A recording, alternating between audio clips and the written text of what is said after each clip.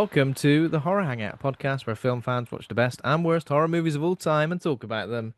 My name is Ben Errington, and today I'm joined by regular co-host Mr. Andy Conduit Tenor. Hello, Ben, and hello, everybody. Hope you all had a lovely Christmas. Be ready for a lovely new year. One last outing from us before 2024 is sent back to the crypt. Sent Back to the Crypt. Eat it, 2024. I hope you want a lovely Christmas and a Christmas gooch. That's what it's called officially. Is that what That's it's what called?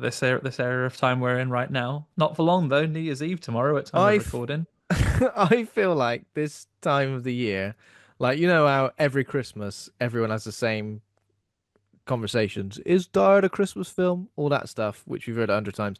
I feel like now people trying to be all, all like quirky and saying, I don't know what time of day it is. I've been eating Ferrero Rocher for my breakfast, lunch, and dinner. I feel like even that in itself has now become a bit of a cliche. So I want to have a nice refresh on this stuff from 2025 onwards. Let's talk about other things. Yeah. Let's just accept that every film is both simultaneously a Christmas and not a Christmas film. Yeah, Once and for all. Any film is any time of year that you yeah, want. That's fine. yeah. I find myself getting drawn into it though, Andy. That's the thing. Like when people start talking about it, I think I find myself getting drawn into it, and I don't know what to do. I don't want to be that person, but I can't help it. I just can't Yeah, help it. it's just wasting valuable time when you could be debating the big topic of our era, Ben. Is Alien Resurrection an Easter film? Is Prometheus a Christmas film? I think it is, isn't it? Or because it's in space, like the Gregorian calendar doesn't. Could be any time of year. It could No, be I any stand time. by the Yeah, fact that Alien Resurrection and that maybe the Alien quadrilogy yeah, is an Easter film. If you think about it, beloved hero yeah, dies, then comes back to life, load of eggs in it. yeah, What else is there? Sure, someone has some chocolate at some point. yeah. Exactly. Are we trying to say that Romulus and Remus come up in they the do? Alien They do. series. Oh, Romulus and Romans Remus. famously his enemies. Yeah. What a time to be alive, eh?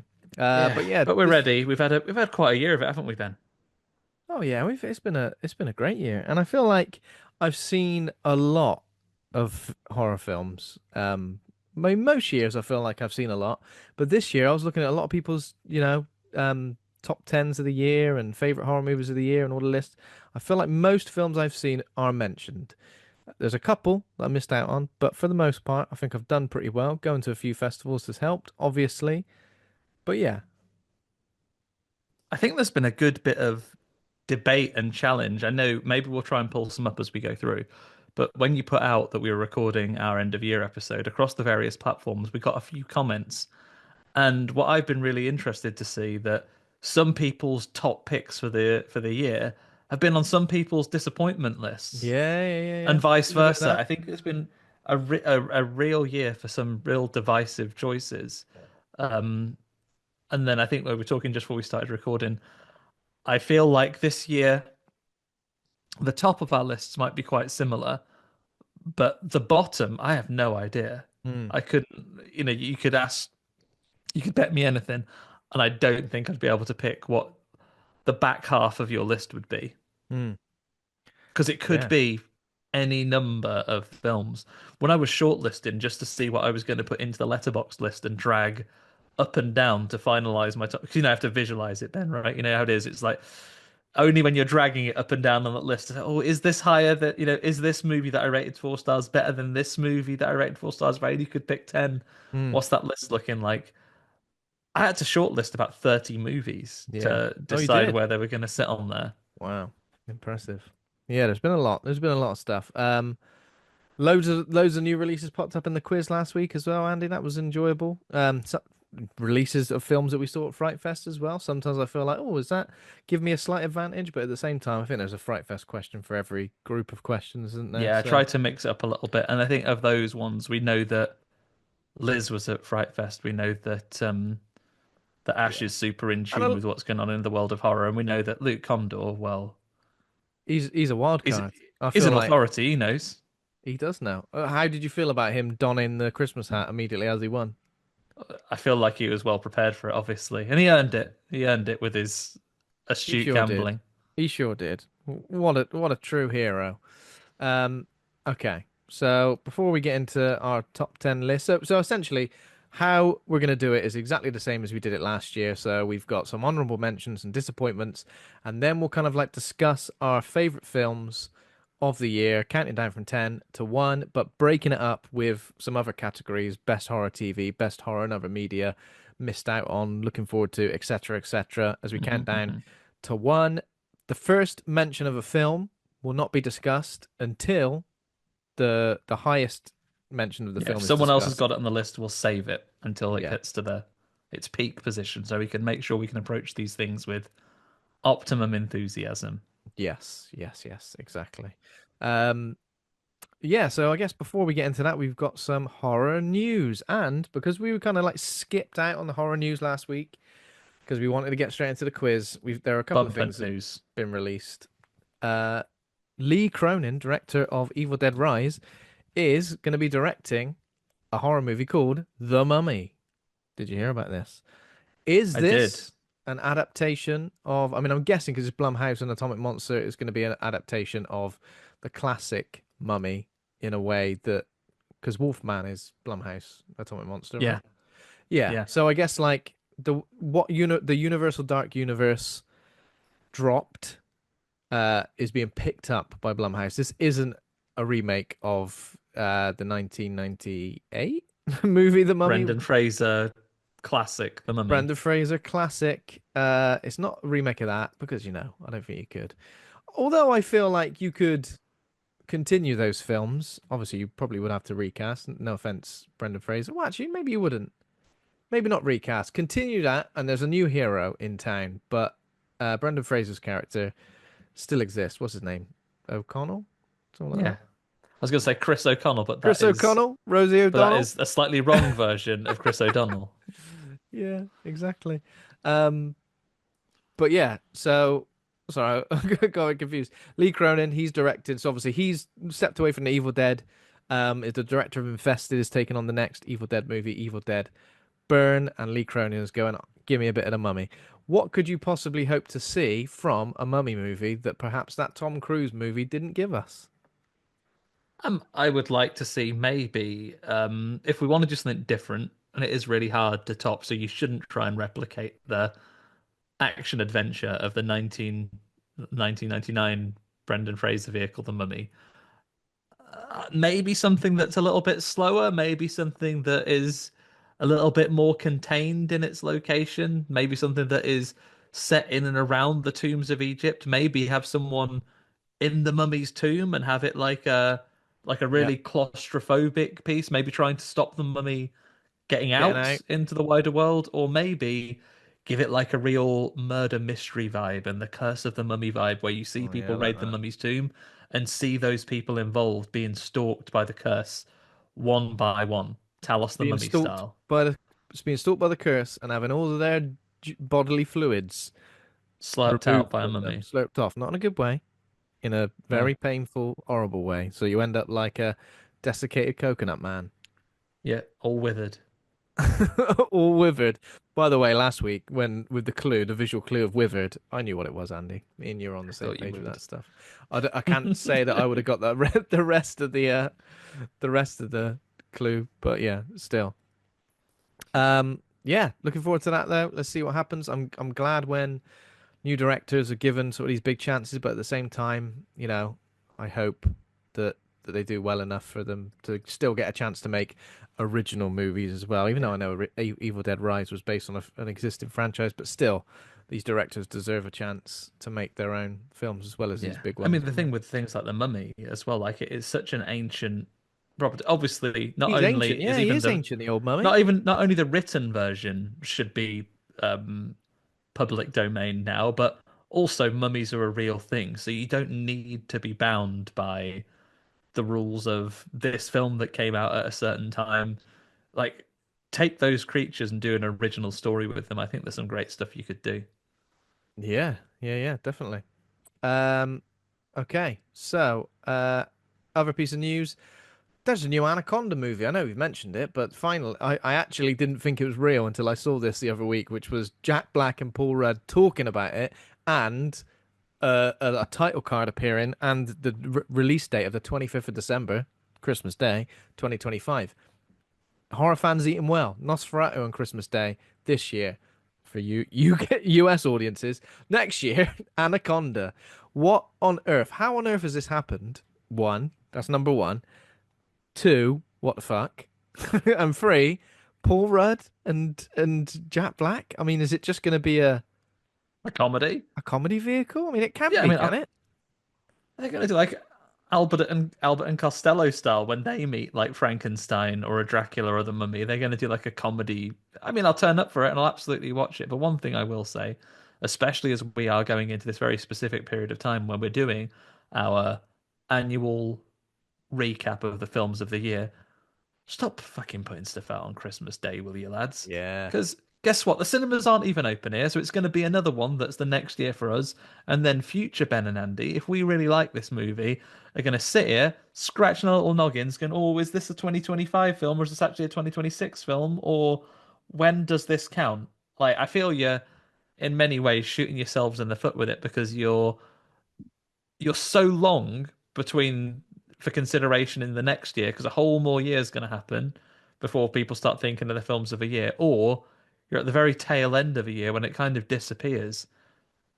Mm. Also, bit of respect. People got stuff to do on Christmas Day. Got loads of plans. Yeah, exactly. People got plenty of things to do. Bring it out December 15th. 10 days ain't going to kill you. Come on. 10 days ain't gonna exactly. Come on, yeah. Um, yeah. So Anaconda, whatever, whatever. Let's see what happens. Something. Who's even directing that? I don't even know who is directing that. It is Tom Gormican who directed The Unbearable Weight of Massive Talent, the the Nicolas Cage Pedro Pascal thing, which like wasn't So, straight up a comedy. comedy. Well, I It don't know. was, though. Like, Kind it was of. funny. Yeah, okay, it was funny, but yeah, okay, I get it. But the way that like they've announced this Anaconda and thing as well. I mean, in the background, I was about to say it looks like toys in a theme park. It literally is that. So they've done that on purpose, I guess. But we won't have John Voight uh, With picking his up very picking up the dodgy. phone, Can you do his voice again, Ben? Have you still got reprising his that in you? role. It's been a while since we watched Hey, it. you gotta do something about Mateo, this Mateo. snake. God damn, Mateo. Hey, There he Mateo. was. It's he's from Paraguay, right? Is that right? Is that where he's supposed Yeah, to? that's classic Paraguayan accent you had there. Yeah, yeah, yeah. Classic Paraguayan accent. I know that. Okay, and the last bit of news is some sad news. Is Olivia Hussey, who played one of the main characters in Black Christmas, passed away at the age of 73. She passed away on Boxing Day. Obviously, Black Christmas, an iconic festive horror movie, and her performance in particular is one that has always had a lot of plaudits for it. So yeah, rest in peace, Olivia Hussey. And Lost some of the greats from horror this year. If we were a very heavily edited podcast, we could throw up some of those, oh, what like names that we the lost this year. Yeah, like in memorandum. But yeah. some of horror's great performers we lost this year. Mm. Um, but all well remembered, and their work will continue. Their work will live on. Yeah. Black Christmas, I saw got a novelization that was released just before Christmas as well. And I'm not sure who published it, but I think it was sold out because a lot of people pre-ordered it. So I'd be interested to get my hands on that eventually, maybe close to Christmas 2025, who knows. That's all I got for news. Have you got any horror news to round off 2024? Um, you know 22, what, Ben? I will 24. share it in the spirit of news. Some good news to say that. It's kind of like an and finally moment on the news. Yeah. Um, some very excellent news. Many of you who listen every week will have heard me bang on about this already. I mentioned the 6 Foot Under Productions, Annabella Rich and Chris Mills, who we interviewed a few weeks ago. They were funding their film, The Death of Us. I am very pleased to Yeah. announce that they met their funding target. The film is going ahead and is Wonderful. happening. They're still funding. The second round will go on for a little bit longer. If they can make the fund bigger, they will take every donation they can. But the big news to celebrate is that was funded. It's going to be going ahead. They'll be going away with filming. I saw some posts that they are now off buying some props, getting ready for their filming schedule in the coming weeks. So another film for us to watch out for in Mm. 2025. Hopefully, we'll get to see it. Yeah, absolutely. Absolutely. And go listen to the interview as well that you did with them both. And then both, hopefully, when they're not too tied up filming, we'll get them on for a regular episode and we'll press them for some updates because it's always nice to see how these things come together. Yeah, yeah, absolutely. Okay, what we've been watching, obviously some of the films we're probably going to discuss today. So for those, don't worry about mentioning them. However, is there anything you've seen in the last 7 days you wanted to give a shout out that didn't perhaps make it onto your top 10 list? Yeah, it was very close to making it, Ben, but didn't quite manage to slide under the door. Maybe I'll go away and I'll sleep on it. I'll go, actually, this is going up. But I got round to watching the old James McAvoy remake, 2024's remake of Speak No Evil. Now, I say this having not seen the, is it Dutch original? Danish? Danish original. So Yep. I haven't seen the original, so I cannot compare it to that with the exception of reading the Wikipedia summary to see what was actually different. But Mm. I did get to watch the 2024 version in the effort to slide a couple more films under 2024's door that I'd seen. There are still a couple I've missed out on that I'll be mentioning later, but I did want to see that, and it was good. I know you were very pleased with the representation of Southwestern accents on screen. Yeah. And James McAvoy can be a scary man. Like I think it's his. I mean, he's a very versatile actor anyway, but he can do terrifying. Yeah. Oh, no, definitely. And there are kind of like the DNA of his performance in Split here, isn't it? Like with him Hmm. doing big scary face and muscular muscular hulking beast of a man. But yeah, I enjoyed the Southwest accent being represented on film. And you know what? As a film which is like this is a pointless remake, what's the bloody point? I feel like both films have something to offer. I don't feel Yeah, like the remake is a total unnecessary. If this is the only way that people are going to see the story because some people are scared of films that aren't English language. Actually, is it English language? I think it might still have a lot of English language in it. But you know what I yeah. mean. And in many ways, I've kind of um I look more kindly on these things now, Ben, after watching the J horror virus and our discussion with the team behind that as well, when we kind of asked those questions of, what do the people who make original films think when there gets to be a Hollywood remake of them and it is recast with, an English speaking cast and so on. Mm, And I think it came as a surprise to me when we had that interview with Sarah saying like well actually quite often people are really pleased because it's like yeah. huge actors who they really admire and seeing the bigger budget and obviously if especially for a small filmmaker you might be getting paid significantly for it as well people are actually sometimes quite excited to see these things happening. So maybe as long as everyone was paid correctly, I'm actually not too angry after all. Mm, yeah. Yeah. Yeah, definitely. Um, anything else that you No, potentially no, no. watched? That's the main stuff. Let's save everything else for the time. I mean, I Yeah. watched The Good Dinosaur today, but that was just a sweet film. It's not. There are horrors, unfortunately. The Spoilers horrors. for Well, The all Good the dinosaurs Dinosaur are is. bloody dead, mate. Got Oh, wiped they out don't, by. mate. So it's an alternate reality. You see the meteor fly past. That's why Oh it's in a yeah. weird dinosaur future where they are still, in essence, big old dinosaurs, but they do farming and stuff, and they talk. Ridiculous. Um, and they've got Not big, realistic. they've got big Pixar eyes. But yeah, it's not Uh, all smooth sailing. His dad does perish in a terrible flood, but you know, oh he no. overcomes his fear, much That's like not a we good do feeling. watching our horrors every week. Yeah. I've got a couple to mention. So I watched Werewolves, the Oh, uh I'll the be movie catching up directed on by that soon. Stephen C. Miller, starring Frank Grillo. That's some big old bloody werewolves. Guess what? Werewolves exist and the werewolf gene exists, and there's a supermoon that a year ago activated everybody's werewolf gene, and everyone went nuts, turned into werewolves. Loads of people died, and now it's about to happen again. There's another supermoon. Don't worry, everyone just stay indoors. It'll be fine, won't it? No. It all kicks off, doesn't it? Because some people are like, oh, Some yeah, people like being a that shan't stay I indoors. shan't stay indoors. Being a werewolf's quality. Uh, this, I kind of. I kind of respect this film for what it tried to do. I feel like maybe it's a bit too overambitious considering the budget because it's supposed to be like a worldwide event. It's like this is happening all over the bloody world. But Do we they kind put of just like, get do they have like a news feed? Oh, roughly the same thing happening in China here. I've got no video of it, roughly but roughly the same thing. I just feel like it was limited somewhat by like a lack of locations. You kind of get like an interior, a couple of exteriors, and then like another interior. It's kind of like it doesn't necessarily feel. I feel like if it was a bit more contained, okay. based on the budget, it could have worked. Oh, there's some werewolves in this part of town rather than worldwide. The effects are All pretty the good. werewolves happen to live here. There are lots of practical effects. But there is also a lot of CGI. It's kind of like probably 50-50. Um, but yeah, it was enjoyable for the most part. I just feel like it did sag a little bit in the middle. Okay. And that was why I didn't rate it super, super highly. And again, is this a spoiler? I feel like this might be a spoiler. Something happens where a character makes a sacrifice where you're like, if you just waited like 5 more minutes, you wouldn't have had to make that sacrifice. Oh, someone that missed it. Well, no, not as bad as that, but like even the making of the sacrifice is like, well, no, no, no, no, no.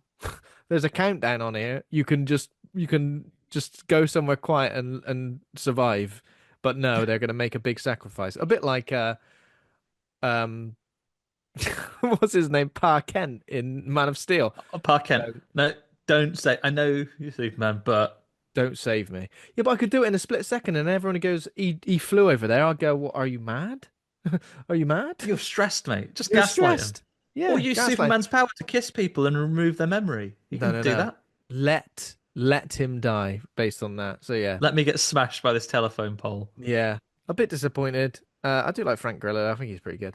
And what else did I watch? I watched the film Mads, the French one-shot horror movie. Have you seen this? David Moreau No, I directed. wanted to get to it. We're getting some of my regrets. I wanted to get to it this year. I will probably try and watch it as soon as I can, unless you, This in your next sentence, say, was boring, don't like it. It was boring.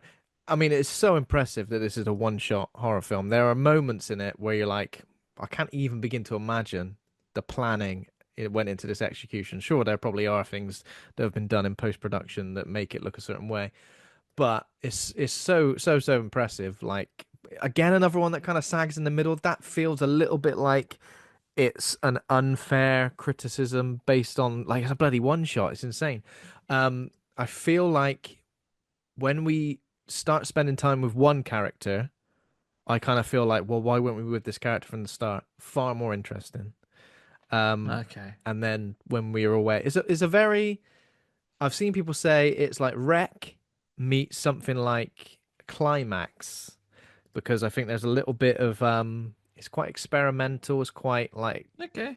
It's quite like yeah, experimental is probably the right word. Where it feels almost like that's a Gaspar Noé film, isn't it? Climax. Almost like there is a bit Yeah. of a dance to some things in this without ruining it. There is a bit of music. There is a bit of a musical element to it without having any music, if that makes any sense. It's got like a little bit of a rhythm to it. But yeah, I think it's definitely worth checking out if you like sort of stuff like this, No, I'm one shot definitely going to stuff. watch it. I always find myself a little bit distracted when I know it's a one shot though, because I'm constantly like looking, going, Looking for cuts. I'm not looking for cuts necessarily, but just like looking in awe, just being like, wow, like what on earth? How has this happened? You Imagine if know? you're filming a one cut movie and then you just did something when you were like 99% of the way through Yeah. that you couldn't edit around, Well, so this you're is what just I'm gonna have thinking. to. This is what I It's said. too I late. said like, there's a couple of moments where there are some very, very intense performances, and people have got a lot of pressure on them to deliver. If you just did that and then just said your line slightly wrong. Do you want Yeah. a bag of crisps? What? Well, this is the thing. Like, yeah, it would constantly be in the back of your mind, wouldn't it? Awful. Um, okay, but that's it for me. Anything else? Oh, no, that's the main ones. Well, I'll save the other overblown descriptions for everything Okay. we've got. I have desperately been trying to watch as much as I could to finish off this year. And actually, I don't have too many, Hmm. um, too many regrets. I mean, there have been some people who've absolutely crushed it this year. I've been watching one particular YouTuber, and let me see if I can pull her out and actually see exactly um, what her name is. It's probably worth mention. A channel called Room for Scream, where there was one particular host who is attempting to rank the, I think, 180 or so horror movies she watched over the course of this year. So Wow. good on her. I haven't watched that many, but it's like I always say, Ben, content is infinite, time is not. Yeah. So I think we Content. started a really good pass at it this year, though. Yeah. Absolutely. Before we go Um, into the numbers, though, like just a question for you. On reflection, someone comes up to you in the street, Ben, and says, Ben Errington, host of the Horror Hangout podcast. Yes. Has it been a good year for horror 2024? oh yeah. Hell yeah. I mean, it's rare that I think since doing this podcast, it's rare that I've gone, oh, it's been a bad year for horror movies. I think I always appreciate a good percentage of new releases that come out. I think, when people say, "Oh, there's not been a good horror movie since the '90s or the 2000s," I go like, "No, you're just not watching enough new horror movies. You really need to knuckle down and get yourself get yourself involved because amazing horror films. Some of my favorites, from the last some films that were released this year and last year that will go down as all-time favorites. Yeah, I think So there's been a good couple that will stay in my memory as some all-time favorites and will probably warrant yeah. rewatches in So in coming years. just checking, I logged 156 horror movies in 2024. Obviously, not new releases, just horror horror movies in Horror general, movies in general. including probably including some shorts there. So I don't think that's too bad going, is it? Let me see if I can get to this. Is this on your stats in Letterboxd, is it? I kind of just go on diary and you can just filter it by that. And out of that, I watched 263 movies in total. So I only like just over 100 actual other genres that I managed to cover. Horror is kind of like the go-to now. It feels like if it's Yeah. not It's, horror, it's I'm not cer- saying it's not worth my time, but if it's not horror, certainly where most of mine go. yeah. Well, I can't imagine being like with another genre. Can you imagine being like, I need to watch all the bloody action films, all the comedy films? I'm sure there are far more. That was why your question about how many horror movies have there ever been made me freak me out a little bit. Three for a loop. Uh, shall I read out while you're doing that? Shall I read out some uh choices from listeners that we've got Yes. for a favorite horror movie? So I put the question out on social media this week. What was your favorite horror movie of the year? Biggest surprise, disappointment? What are you looking forward to in 2025? A few people answered. Obviously, not everybody answered all of those questions, but um, listeners and former guests. So Ben Scaife says biggest disappointment was Smile 2, unfortunately. The Substance was an absolute favour of the year. Big shout out to Alien Romulus and Terrifier 3. Looking forward to the final Conjuring film and also The Monkey for obvious monkey loving reasons. Loves a bloody monkey, doesn't he? He does. Stephen Christopher, who is obviously always involved with the show, always sending us messages, a regular listener for a long time. Such a great year for horror. Hard to say because there are so many different gems. But number one, Maxine. Number two, Smile 2. Number three, Late Night with the Devil. And honorable mentions go to Terrifier 3, Abigail, and because he's from the US, Nosferatu. I'm pretty sure he went to see it Christmas Day or Boxing Day, I guess. Um, who else have we got? Scott Rigby. Again, another regular listener and somebody that always gets involved when we ask questions to social media.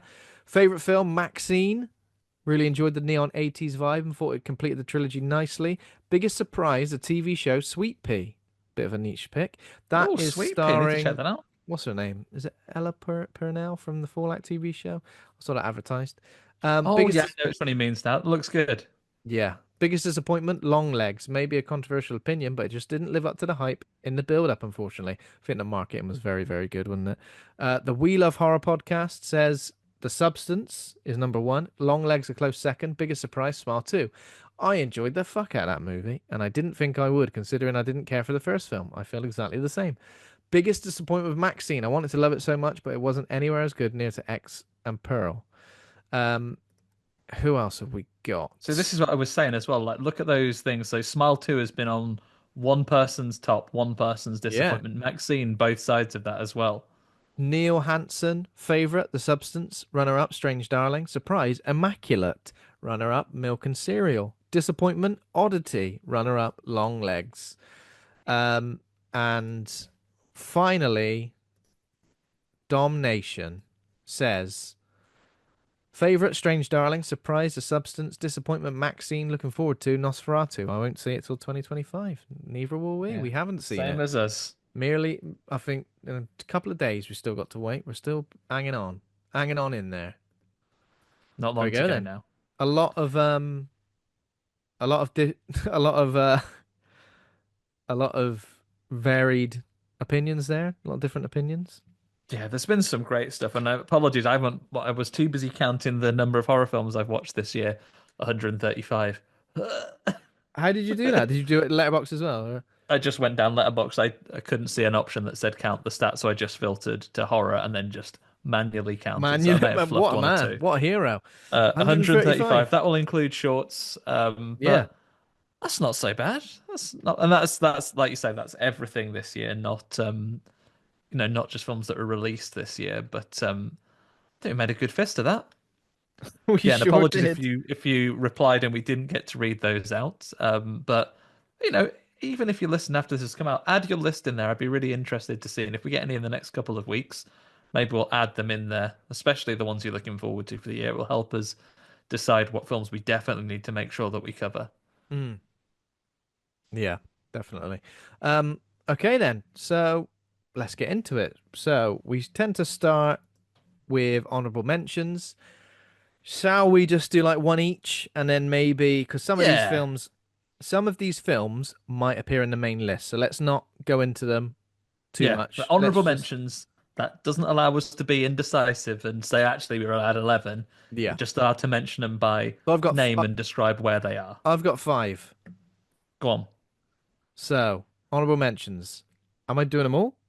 Yeah, mention them all. Mention them Okay. all, and I'll chime in My if I've got any the same. honorable mentions are Abigail, Smile 2. Kind of disappointed we didn't do an episode on that, but it was while I was away, wasn't it? So, Yeah, um, Maxine, Oddity, and In a Violent Nature. I mean, you know what? Mainly for that kill, but yeah. still, I think it deserves a mention, I regardless. join you on those ones. Other things I would maybe give honorable mentions to. I would definitely join you on Oddity. The fact that Alien Romulus turns up on my honorable mentions list goes down to speak to the strength of some of the other things that I saw Yeah. this year.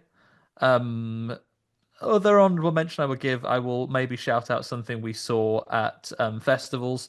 Technically a 2023 movie because of a US festival happened before the end of the year, but I want to make sure I'm spotlighting independent films as well. I really enjoyed Kill Your Lover this year as well. We saw it at Fright Fest Glasgow. Mm. I don't know off the top of mind where it is available overall just yet, but we saw some really great really well contained, small budget independent horror films, and I think Kill Your Lover was one that really stuck with me when Hmm. we came out of it. The visual effects, the way the relationship worked in that one as well. So they're my honorable mentions. I want to Oh, tell you what. one more where we're mentioning films from honorable mention as well. Two films from Fright Fest, one from Glasgow and the summer. I'll also give shout outs to All You Need Is Death and The Invisible Raptor as honorable mentions as Cool. well.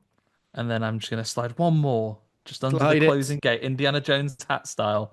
Um, Late Night with the Devil ended up as my number 11. And again, 23 technically because of a end of last year release, but it was a Shudder release. We got it in 2024, so I'm counting it. Um yeah, a really, really solid character piece. David Dashmalchian is showing the world that he absolutely doesn't just need to be limited to character roles. He can Mm. lead a film. Oh yeah. Yeah, but we'll talk the others when we get to the top tens. Yeah, yes indeed. So I've got disappointments as well. I try not to focus too hard on the negatives. I've only got three. That's why. I don't know if you've got any down for disappointments. Yeah, I've got a couple that I'll talk about disappointments, but doesn't mean that they're bad films. Yeah, yeah. So the first one I've got is Handling the Undead because that was a movie I was looking forward to. I read the book this year and loved the vibe of it. Loved the kind of like strange take on zombies and the living dead essentially. And I feel like the film is all right because I've seen it make a lot of top 10 lists this year. It for me because I read the book so closely to watching the film, it just didn't match up to like the feelings it evoked when I read the book. The Hmm. film felt a lot more. Really difficult to describe. Um, a lot more like uneventful, I guess, is a way of describing it. Whereas in the book, I was constantly like, oh, I need to read the next bit because I need to know what's going to happen there. Bloody hell, bloody hell. Just didn't drag you Um, along in the same way as the book yeah, I did. mean, it's like the book felt like it was all connected, whereas this felt like um a series of like isolated incidents rather than like anything being connected. There were characters from these incidents in the book which kind of like crossed over and they ended up, meeting or like crossing paths or something happened, whereas this felt like just like a series of unconnected, almost like an anthology happening in the Hmm. same city, essentially. And I That's didn't fair. really go for that, unfortunately. And you know what? There wasn't much dialogue either, and I feel like that kind of you struggled to sort of care about the characters because of that. Yeah. Any from you? Um, I will call out as something I found as a disappointment this year. And again, I will very quickly follow up by saying there's still lots of good things to enjoy about it. I'm going to call out the first Omen for me, and the reason I Okay. want to talk about it is it's the weight of expectation and again the weight of franchise pressure that I think is put upon these films. I think the first Omen is fabulously directed by Arkasha Stevenson. Mm. The individual visuals look like portraits, look like photographs. There are some great scenes in there, and there are great individual shots that you get. But I just really struggled with the weight of this story against a known endpoint. It's the same issue you have with the Star Wars prequels. You know that little boy is going to be Darth Vader at the end. Like, Yeah. you don't get that kind of freedom. And for me, it really limited what the stakes of the movie could be because I know the inevitable conclusion of this. Mm. Um, and again, because because the source information is something which you are absolutely free to use in whatever way you want, I think you could have had a lot more freedom as a creative team to do something that didn't bear the weight Mm. of that title.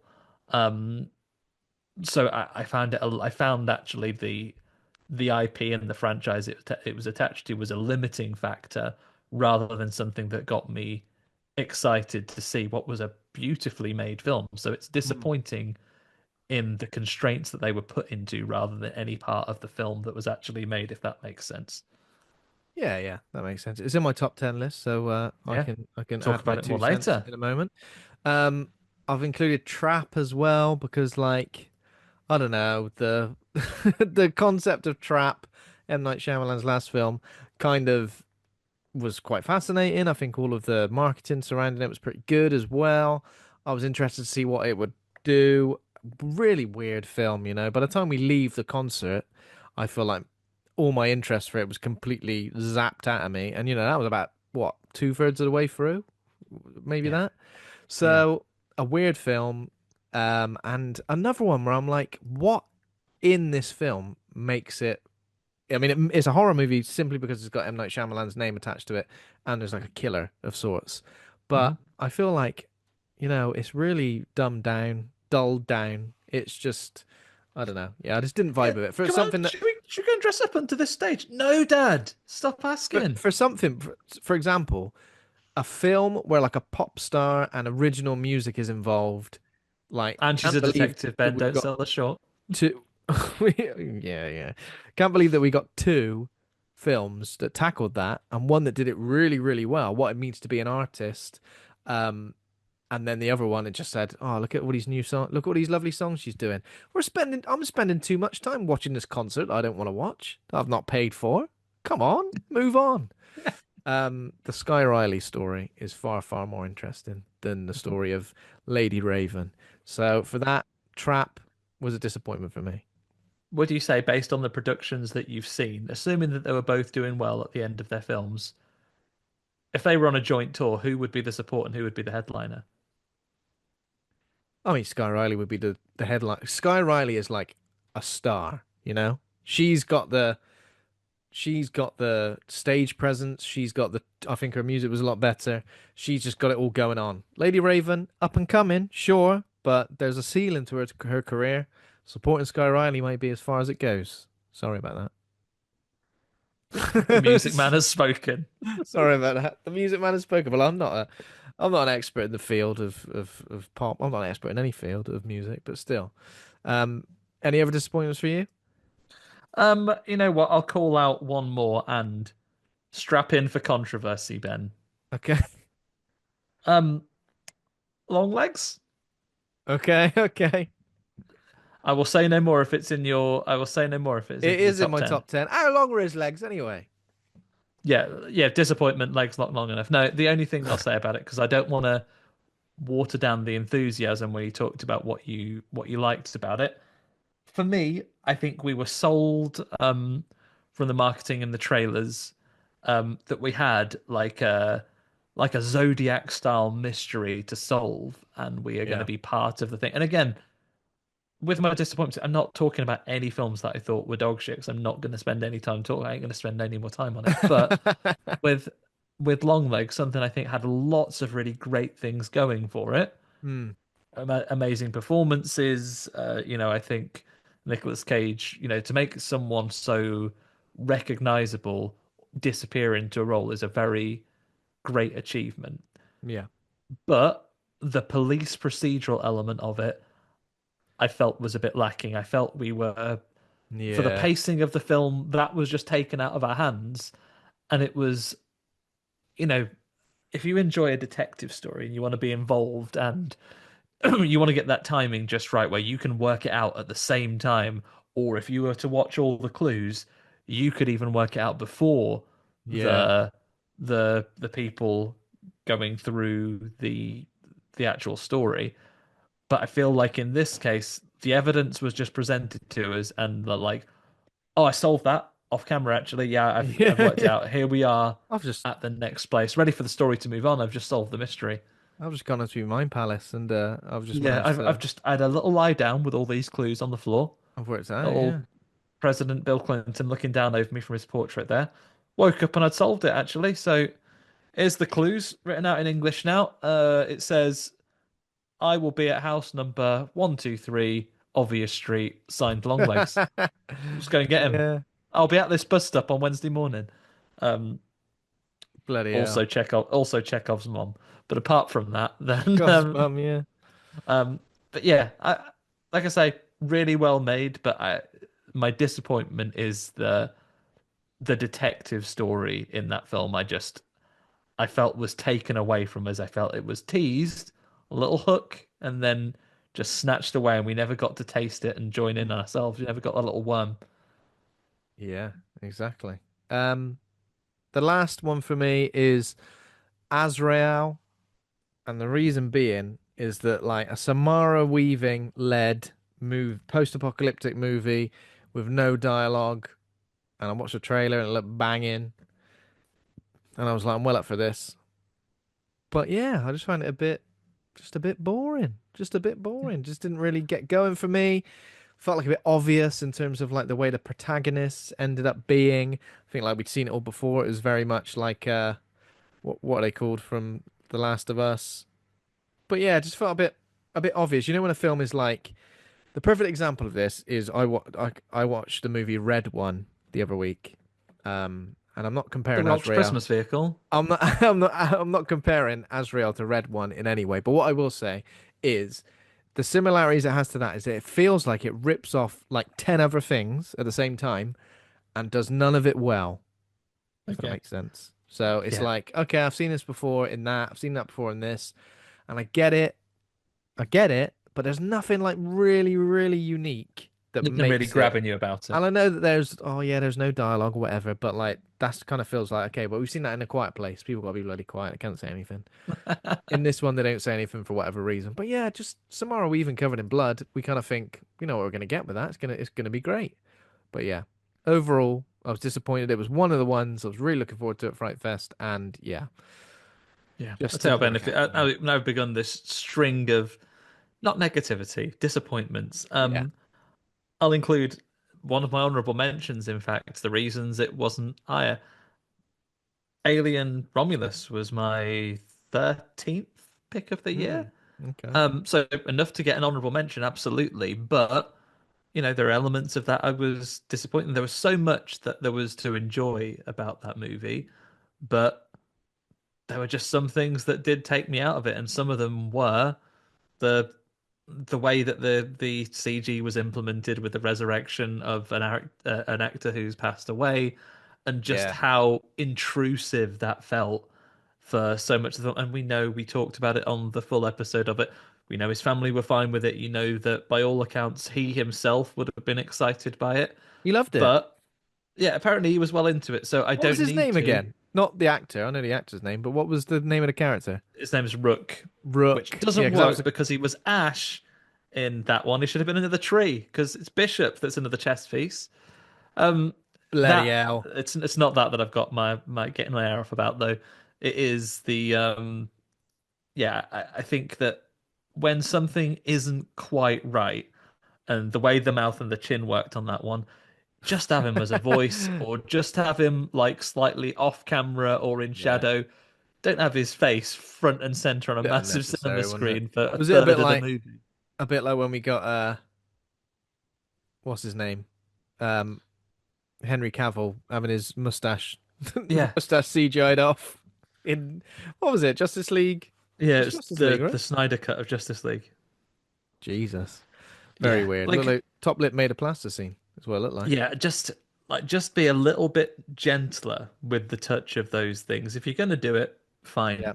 because you're gonna do it anyway, whether I like it or not. But it made me it took me out of the experience. That, and the more I reflect on it, some of the fan service with repeating the lines felt a little bit like a Yeah, little yeah, bit yeah. phoned in, a little Yeah, bit yeah. phoned in, like a little bit like a producer had a note and said, "Here, put this in." Get away from her, you bitch. I can't even Even though I I'm a can nice, even though I'm a nice robot man who would never normally I'd swear. never say that usually. That's nothing like me. Yeah, so that's the things that disappointed me in three films that overall I would say I liked. If you said to me, "Is this a good film?" I would say yes. Yes, it is a good film. It's a very good film. Okay, so I guess we're gonna get into the crux of it now, into the nitty-gritty. Top 10 of horror movies of the year. You've watched 130, I've watched 150. Only 10 can make it. And the top 10 start with, shall I start? Please. Please start. Please will you start? Uh oh wait, what am I doing at number 10? Oh no, I've changed it. Dead Male. Dead Male. Kyle Don't say McConnell. any more, Ben. I'll be talking about that a little bit later. We'll, You we'll talk will. about that a little bit Oh, later. oh, oh, oh, okay. So Dead Male, number 10 for me. I won't say another thing until you tell me what your number 10 is. My number 10, I think my number 10 was on your honorable mentions list, so we'll be able to talk about it right now. Okay. My number 10 this year was Abigail. Yes. Okay, okay. Yeah, Abigail was a lot of fun, wasn't it? Yeah, so who is this by? So Matt Bettinel Olpin and It's Tyler Gillett, or Gillet, if you want to give him a Gillet. It's the European two guys. It's the pronunciation. two guys who directed Scream, Yeah, Five it's Cream, the Radio Silence team, is it? Radio Silence. That's it. Yeah, I always forget Yeah, what they put together. I I love this. It was a treat quite at the early part of the movie. I liked the lore behind it. I liked how over the top and blood soaked it was. I liked that it was quite funny. Catherine Newton was very good in it. I think Yeah, everyone, like Dan Stevens, was excellent in it. I like a light-hearted but still very bloody and violent slasher movie, and I like it how it played with vampire lore. Um, I just had a lot of fun with it, and I know, let's own our own biases here, Ben. I know that I can find something which there are definitely films that have more of a deep meaning or more of a message behind them. But at the end of the day, I watch films for entertainment purposes, and this was one of them that entertained me a great deal this year, Yeah, and it looked like they had a lot of fun making it. So it made my number 10 list of the list for the year. very nice. Yeah, I agree. It was a lot of fun. And again, a film I'd be keen to revisit again at some point soon. Um, yeah, so Megan, my daughter, 14, she's finally watched a horror movie. She watched Talk to Me with some of her Oh, friends. bloody hell, she went hard. I know she did, and I said, was she was like, yeah, it was scary, and I said, like, is that the kind of level of horror you can deal with? And she said yes. So, um, Abigail, I think, is probably one I should probably suggest we watch. Oh, yeah, she's done talk to me, sit her down with a copy of The Descent and tell her Well, to send a cave she in. did ask me about The Exorcist as well, and did kind of explain it to her a little bit without trying to say watch it or don't watch it. Just make your own mind up, innit, really, at the end of the So, day. look, I tell you what, I'll answer a question with a question. Do you believe that God and by extension the devil are real? If she says no, said, oh, fair enough then. On you Fair go. enough, you'd be all right, yeah, definitely. Yeah. No, I Um, think it's made up. All right then. Watch this. it's bloody made up, mate. Number nine. Shall I go for my number nine? Please do. Number nine for me is a film that you mentioned as one of your disappointments, The First Omen. Now, First Omen. Talk in to a us more about the first in Omen. a world of, prequels, franchises, sequels, legacy sequels, all that stuff, I'm pretty much universally disappointed by all of them. I Yeah. don't really know if there's anything that I've gone, well, yeah. Yeah, you've Actually, surprised me that this has made Halloween it, Ben. I thought you'd have been. Halloween 2018 was probably the one where I was like, yeah, that's perfected the Yeah. formula for me. How great. The First Omen, I'm like, well, do I really care about finding out what was the First Omen? You heard about this Omen? Yeah, I've heard about him. What about the First Omen? Well, the What First about Omen what he was, just was that it just time? was. This is different, isn't it? Because the First Omen wasn't just was, and we do get a bit of a standalone story where, like, the fact that it leads into the Omen doesn't really matter one way or another. The story still exists. I just feel like the direction, I just felt like it subverted all expectations. I had no expectations going into it, and it felt like it delivered. The fact that it's got a very strong performance, very strong lead performance, and Yeah. there's that moment that kind of feels like it was ripped straight from Possession, not ripping it off, but feels like it was inspired by Now Tiger Like Freeze. nicely inspired by it and then do your own thing, not Yeah, this is a shot for shot copy. exactly. Yeah, Now Tiger Freeze performance, I think, was great. Ralph Ineson is obviously in it as well with his old bloody deep voice. We will recognize that. Oh, Bill Nye. Um, oh yeah, and I just think it was one of those films that stuck with me for a little bit afterwards. And again, when I see it pop up on people's top 10 lists, I go, yeah, it was pretty good actually. I did quite like it. And Arkasha Stevenson, um, who I've not seen anything else of, but I think she's got a lot of potential with that. I feel like to take something that is like a prequel and go, I'm going to add a totally unique spin on it that feels like it belongs to me rather than being like. And it's weird that this came out alongside Immaculate. There are so many similarities in those films, Yeah. No, and see, I despite liked. You see Immaculate as well. I saw Immaculate as well, and I definitely preferred the First Omen. I feel like it was lacking a certain something, and that thing I think it was lacking was a link to a popular horror franchise. So that's where we differ then, Ben. This is like the stone that splits the streams in two, and I absolutely respect your opinion. I felt Well, do you? Immaculate was freed by not having that thing, Yeah. and I really like that they stuck the ending. Skip forward 30 seconds if you don't want to spoil it for Immaculate. I like it that she bricks that horrible Jesus baby at the end, clone monster, Yeah, bricks him. dashes him Yeah, against the rocks. yeah. But I Um, just think, as I said, for someone who never appreciates really any of these kind of prequels, legacy sequels, stuff like that, really, I don't really appreciate them. I was happy to finally have one where I was like, ah, that's pretty good. I like that. yeah, no, like I say, although it was in my disappointment list, I recognize that it is a phenomenally made film. It's just down to the strength of this year that it wasn't on my list. But I'm happy that it got a mention from you though. Yeah, Shows that we have a diverse range here on the Horror Hangout podcast. yeah, exactly. 100%. What's your number nine? My number nine, Ben, and I wonder if this will feature in your top 10. The reason I'm wondering, I'm Columboing the evidence together here. I know that it's in your wife's top 10 movies of the year. Oh, interesting. My number nine pick is stop motion. Bloody stop motion. Do I need to Um, set? Am I saying more now, it's in me top 10, so we'll get to it or, when we get or to it. hold on just a minute then? Hold fire. Okay, next What's section is best first watches slash rediscoveries of the year. I don't know if you've got many for this. I've only got one I've down, but got a couple, I think I've got a couple. You couple to mention. okay. I will just So a uh, film that isn't a 2024 movie, but we've enjoyed in this, the year of our Lord 2024, either yes. as a rediscovery or it's the first time one of us, the first time we've seen it. Either as a rediscovery or the first time one of us has seen it. Yes, hmm correct. So what have you got for me, Ben? You go first, then I'll The first mention the one, couple I have. the first one I've got is the movie Revenge. Um, yeah, so weird that I'd never seen this before, considering it came out in 2017, and I think a lot of people were a fan of it. I didn't really know much about it apart from the poster that I'd seen lots and lots of times. But because it was directed by Coralie Farget, and she obviously directed The Substance, which was making waves this year as a very popular horror movie. I thought I'll go back and watch that.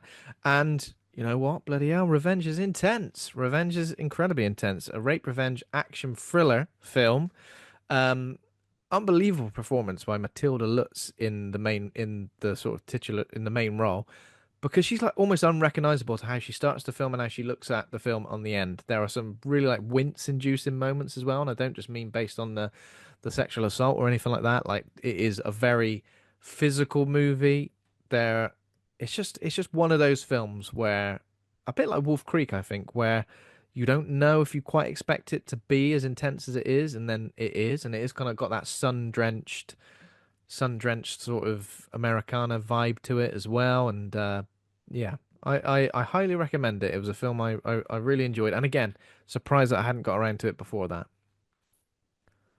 Very nice. I haven't seen it yet, so you might hear me banging on about it next year, I guess, if I discover it for myself in the new Yes, year. indeed. Banging on about it, you might be.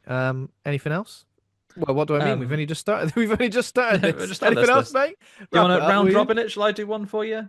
Yeah. Because maybe you'll have something to say about this. Yeah, yeah. Something I'm glad we discovered this year, even though I wasn't around when you recorded the episode, um, did come up on the quiz though. Gongjiam, Haunted Asylum. Yes. Um, Good shout.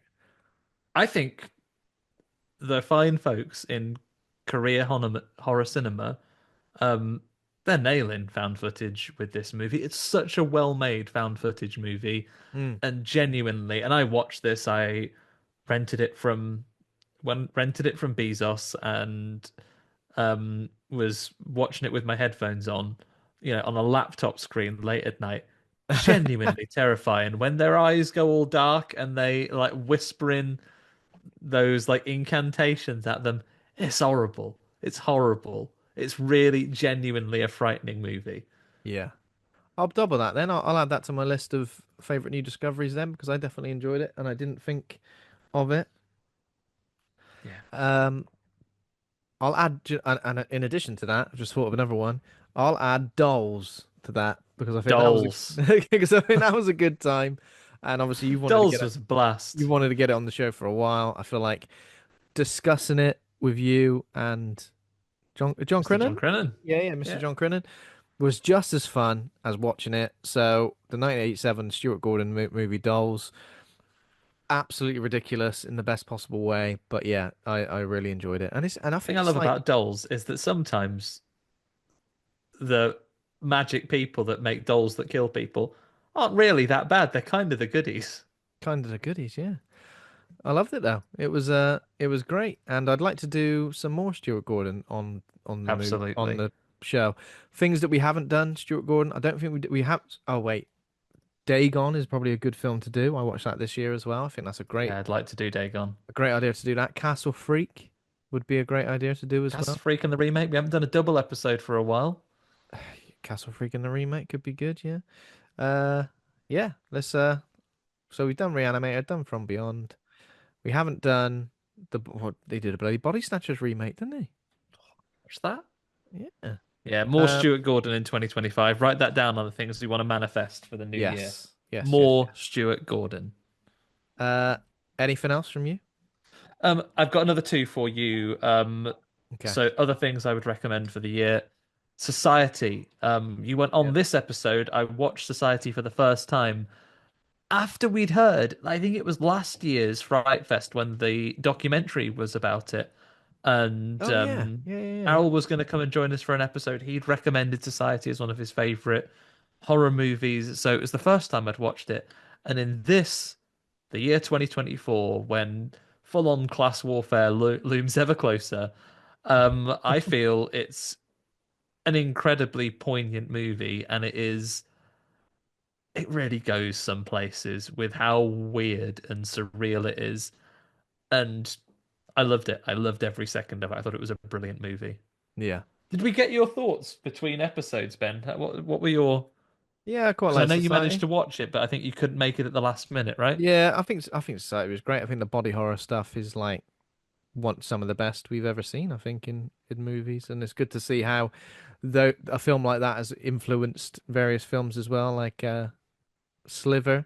I think Hmm. it's with the body horror stuff, and everybody everybody joined it together in one big blob. And then, of course, we saw something that reminded us that in test screening, Fright Fest this year. I think it'll get a Yeah, of general course. release Yeah, at there we go. some point. Exactly. Hasn't I don't think it's seen a general release just yet.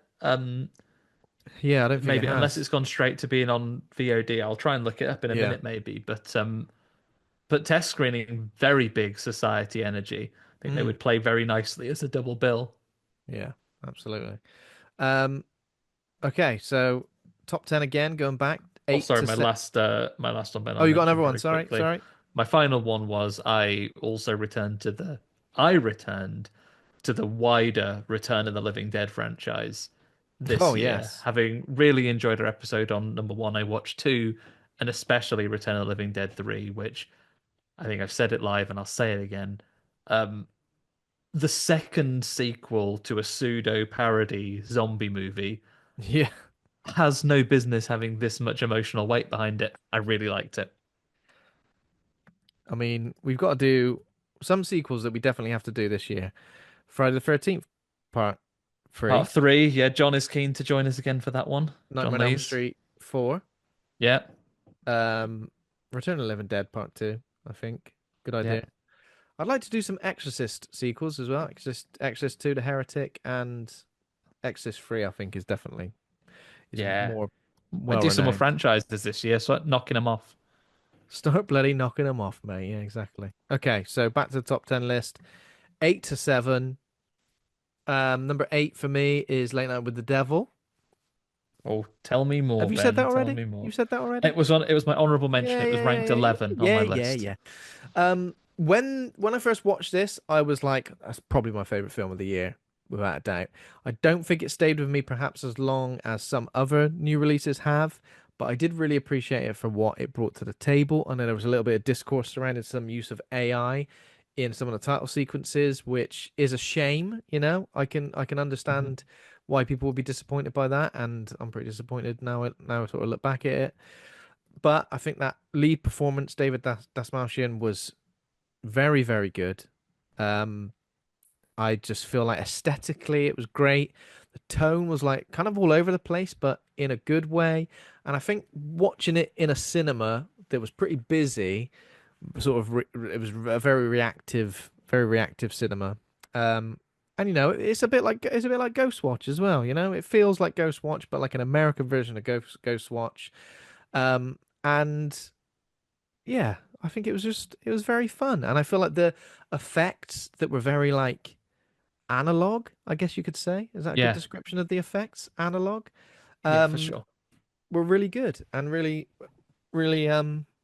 I think it was just kind of spooky, and I think I am quite affected by exorcist stuff, and despite the fact that there are loads and loads of exorcism movies out there, including the movie The Exorcism, which I also watched this year, which I did not like, with old Russell Crowe. I'm still affected by some of these exorcism sequences. So yeah, Yeah, I'm I think Late Night with the really Devil gets good. I in there. think Late Night with the Devil is probably one of the strongest first time watch movies that exist this year. I Yeah, think it has such an impact the first time you watch it, and it plays with the audience and your perception so much. And the very fact that it then has that layer of it that there is a studio audience which are also involved in it as well. yeah, Some really, really clever stuff in there. Just missed my top 10 though. absolutely, absolutely.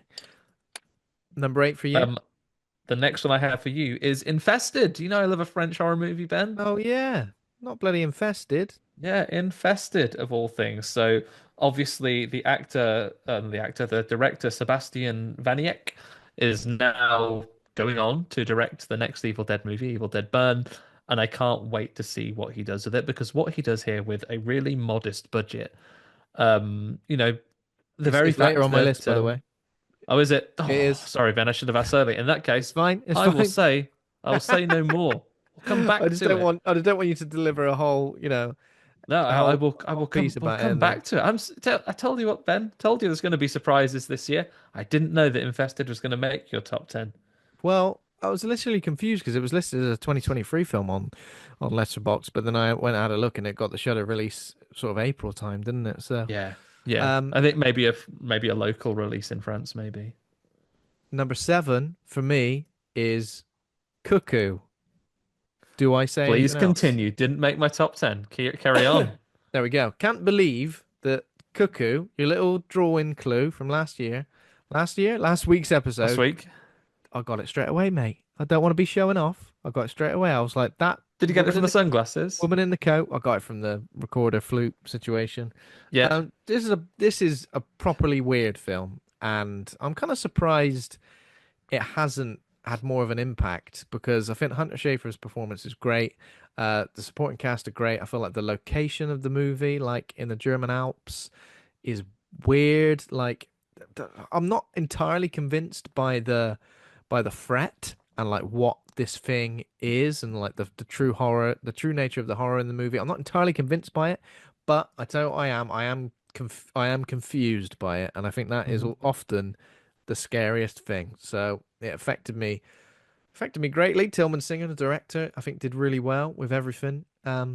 And yeah, I think it just plays out. It's kind of like a weird um Black Mirror episode, I guess. It feels like a bit yeah, of an obvious comparison to make, but it is a bit like a yeah. weird. It Or feels like it if takes not place Black in a Mirror, maybe like an Outer Limits or something. yeah, it just feels like it takes place in some weird near future. It doesn't quite feel like a real world. Everyone isn't really saying anything that makes sense. It's kind of art housey. It's also a bit camp, and I feel like it leans heavily into some of the ridiculous natures of it. I feel like perhaps it could have gone one step further in terms of some of the body horror or actual scares. Maybe, I don't know. I feel like in a similar way to the movie Dead Male, which I know I've mentioned already, and are we mentioning again? That's right. Yeah, we mentioned it a We little bit mentioned it again. later.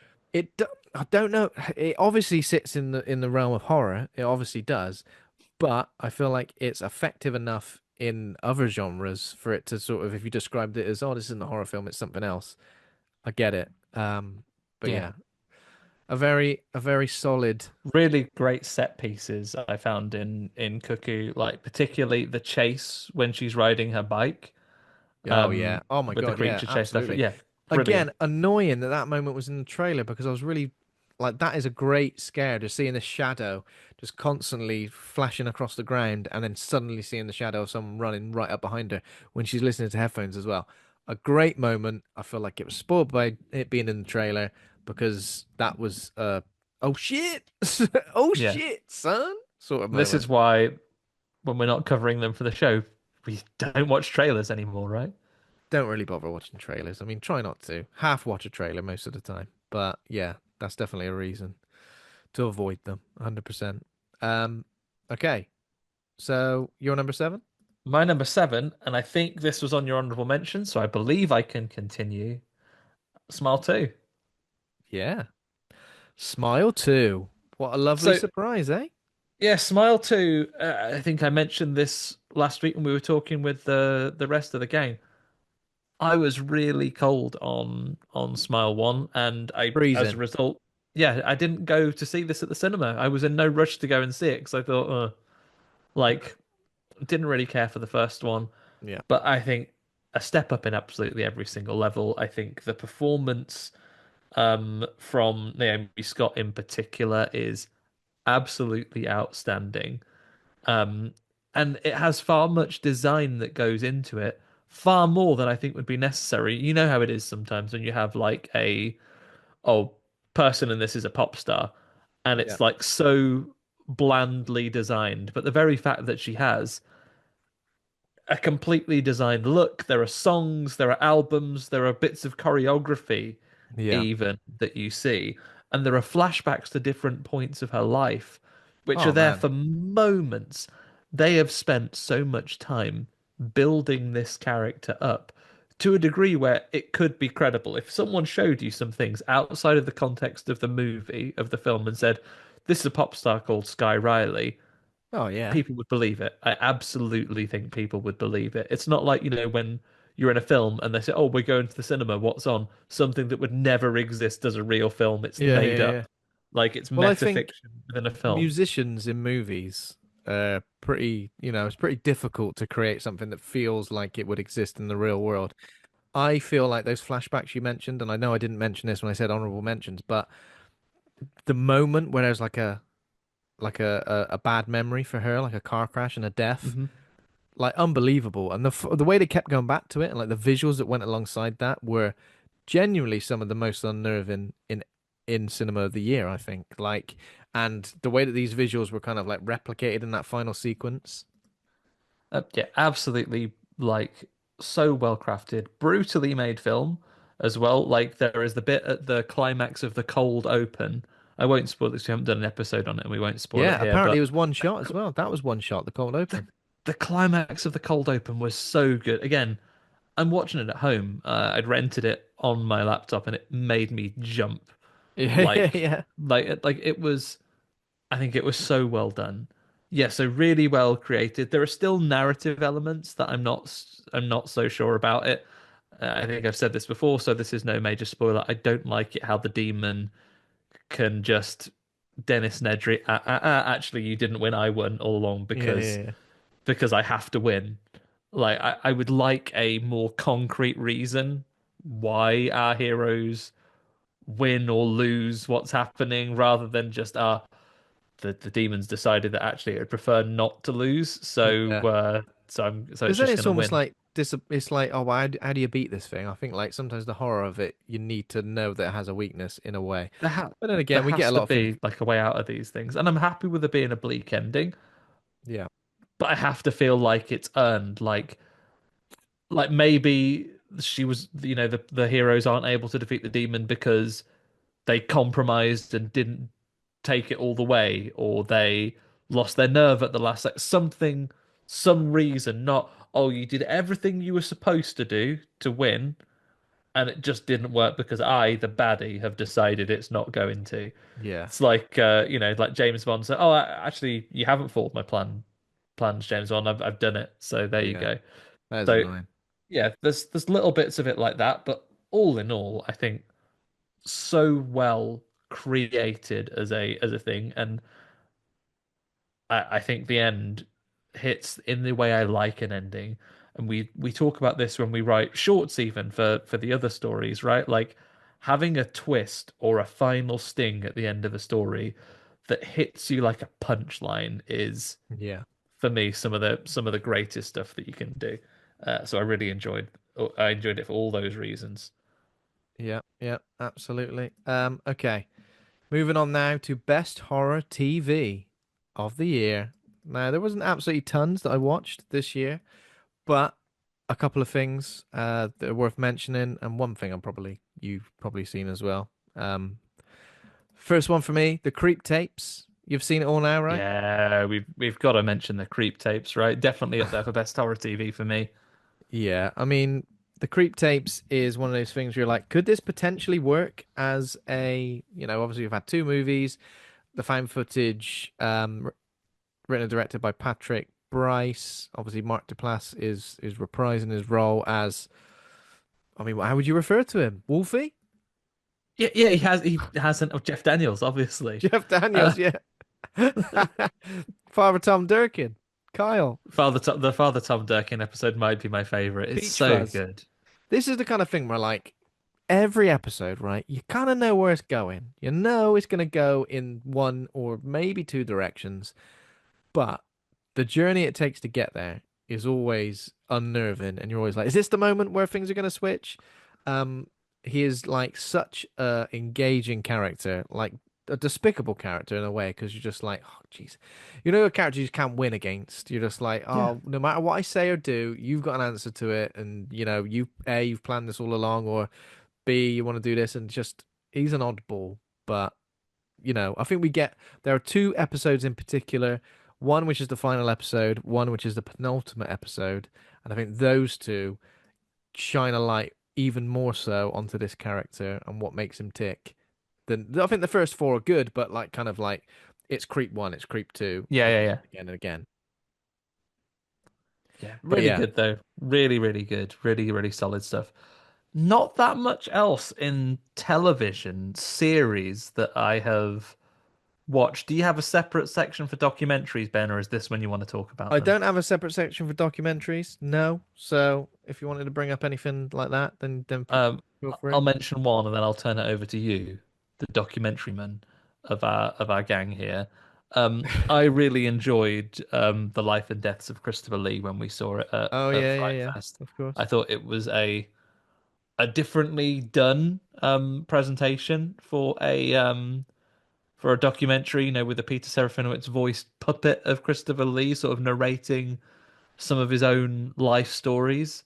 But I thought the video content they had and the interviews they had were like just really heartfelt from people who knew him and obviously loved him very much. I loved the story of his friendship with Vincent Price and Peter Cushing, the three of them working together, Hmm. particularly himself and Peter Cushing. I thought it was very heartwarming stuff, and it really made me look at him in a different light, knowing that despite the fact his roots and how much of his success was built upon horror, how almost there was elements of sadness that he didn't want to be remembered for those reasons. What he Yeah. wanted to remember was being a famous actor, like being Saruman in Lord of Mm. the Rings, being Count Dooku. He wanted to be remembered for those big Hollywood roles, almost of being like a leading character. Yeah. Um, and in many ways, that's kind of sad, right? Thinking about like how many people weren't thinking of him as horrible or scary when they're thinking of him as like characters like Dracula, but they loved him. Yeah. But really interesting insight and a really great documentary piece. Yeah. Yeah. I like that. I like Doc of Chucky as well. I think that was good. Seeing every film sort of discussed it at great length was interesting. Everybody involved, in the franchise, it was great. And again, Yeah, that made me think we need to cover some more Child's Play. we do. We've only done number one, right? Have we We've done only number done two? number one. Yeah, we Number have. one. We We have. need We to have. get some more Chucky Yeah. under our belt, and I need to finish. I mean, the series continue to go from strength to strength. I have the second half of season three of Chucky to watch still. Yeah. Oh wow. Okay. Brilliant. The only other thing I wanted to mention was Uzumaki, the mini series. I think there was only three episodes actually. I know there were some problems with like the budget. I think the budget for like the first episode was loads, and the other two wasn't so much, I believe. They Um, blew it all, like when Homer Blew Simpson it all, became the yeah. I garbage think that might be commissioner. four actually. I think four.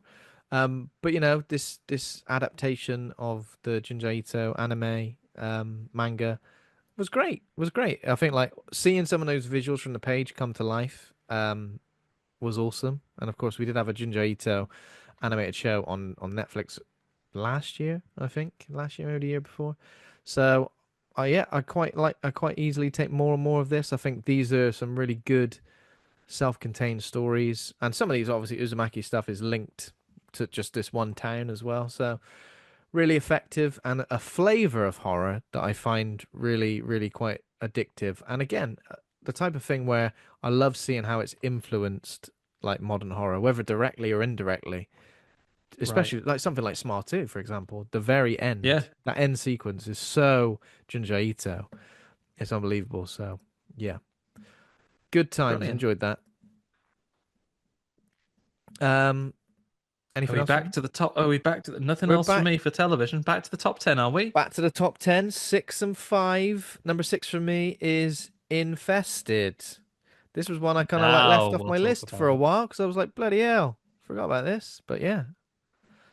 Um, yeah, so directed by Sebastian Vanisek, is that right? So he's picked up Evil Dead Burn. How exciting!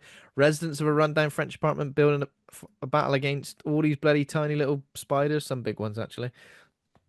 This for me did exactly what I wanted Sting to do, Yeah, but a lot better. I felt like having the spider and Sting be like a big old alien beast in all the rafters and stuff was kind of a bit just didn't quite affect me as much as like load of horrible little spiders. And there's a lot to be said about the way it talks about class and poverty and police states and all that stuff as well, thrown in with this. It's a really interesting film, a really yeah. interesting, I loved the visceral pace film. of it.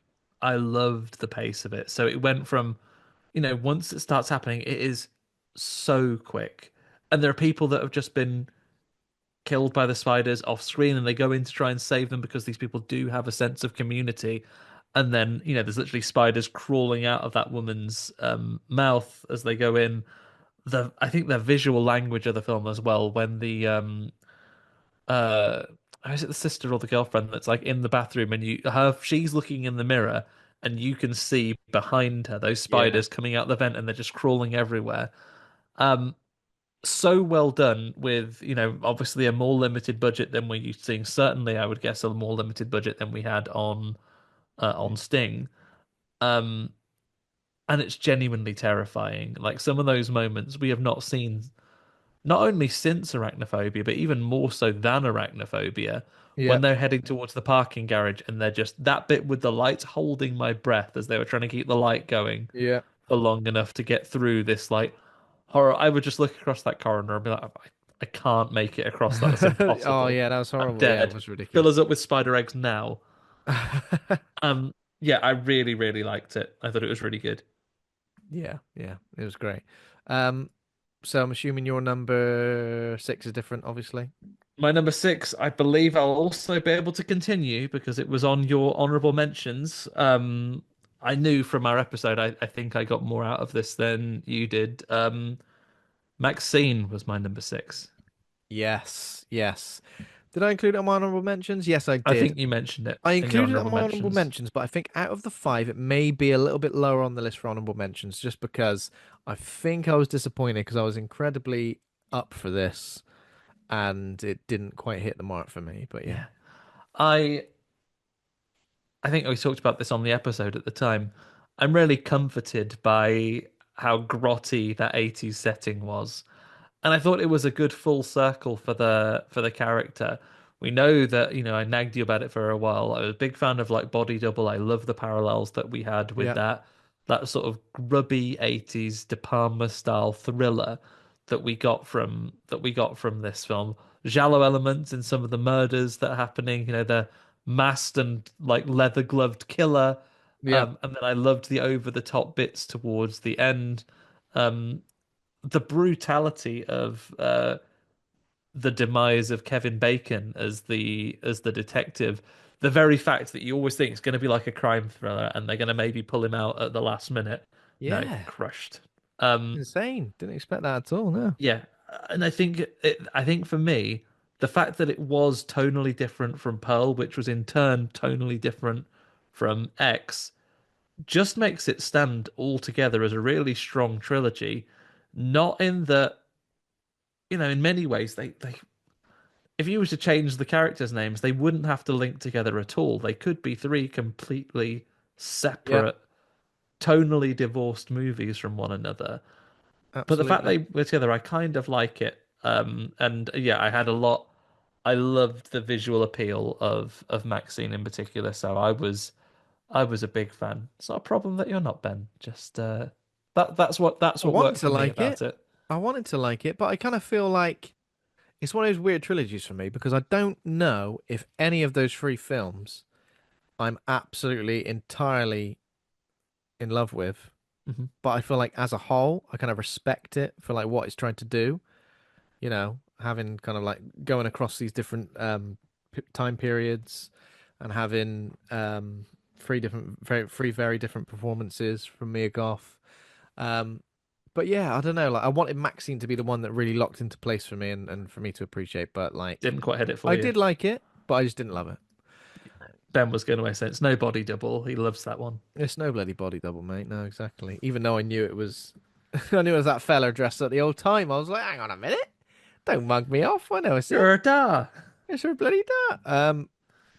Okay. So what are we looking at next? Number five, Alien Romulus for me.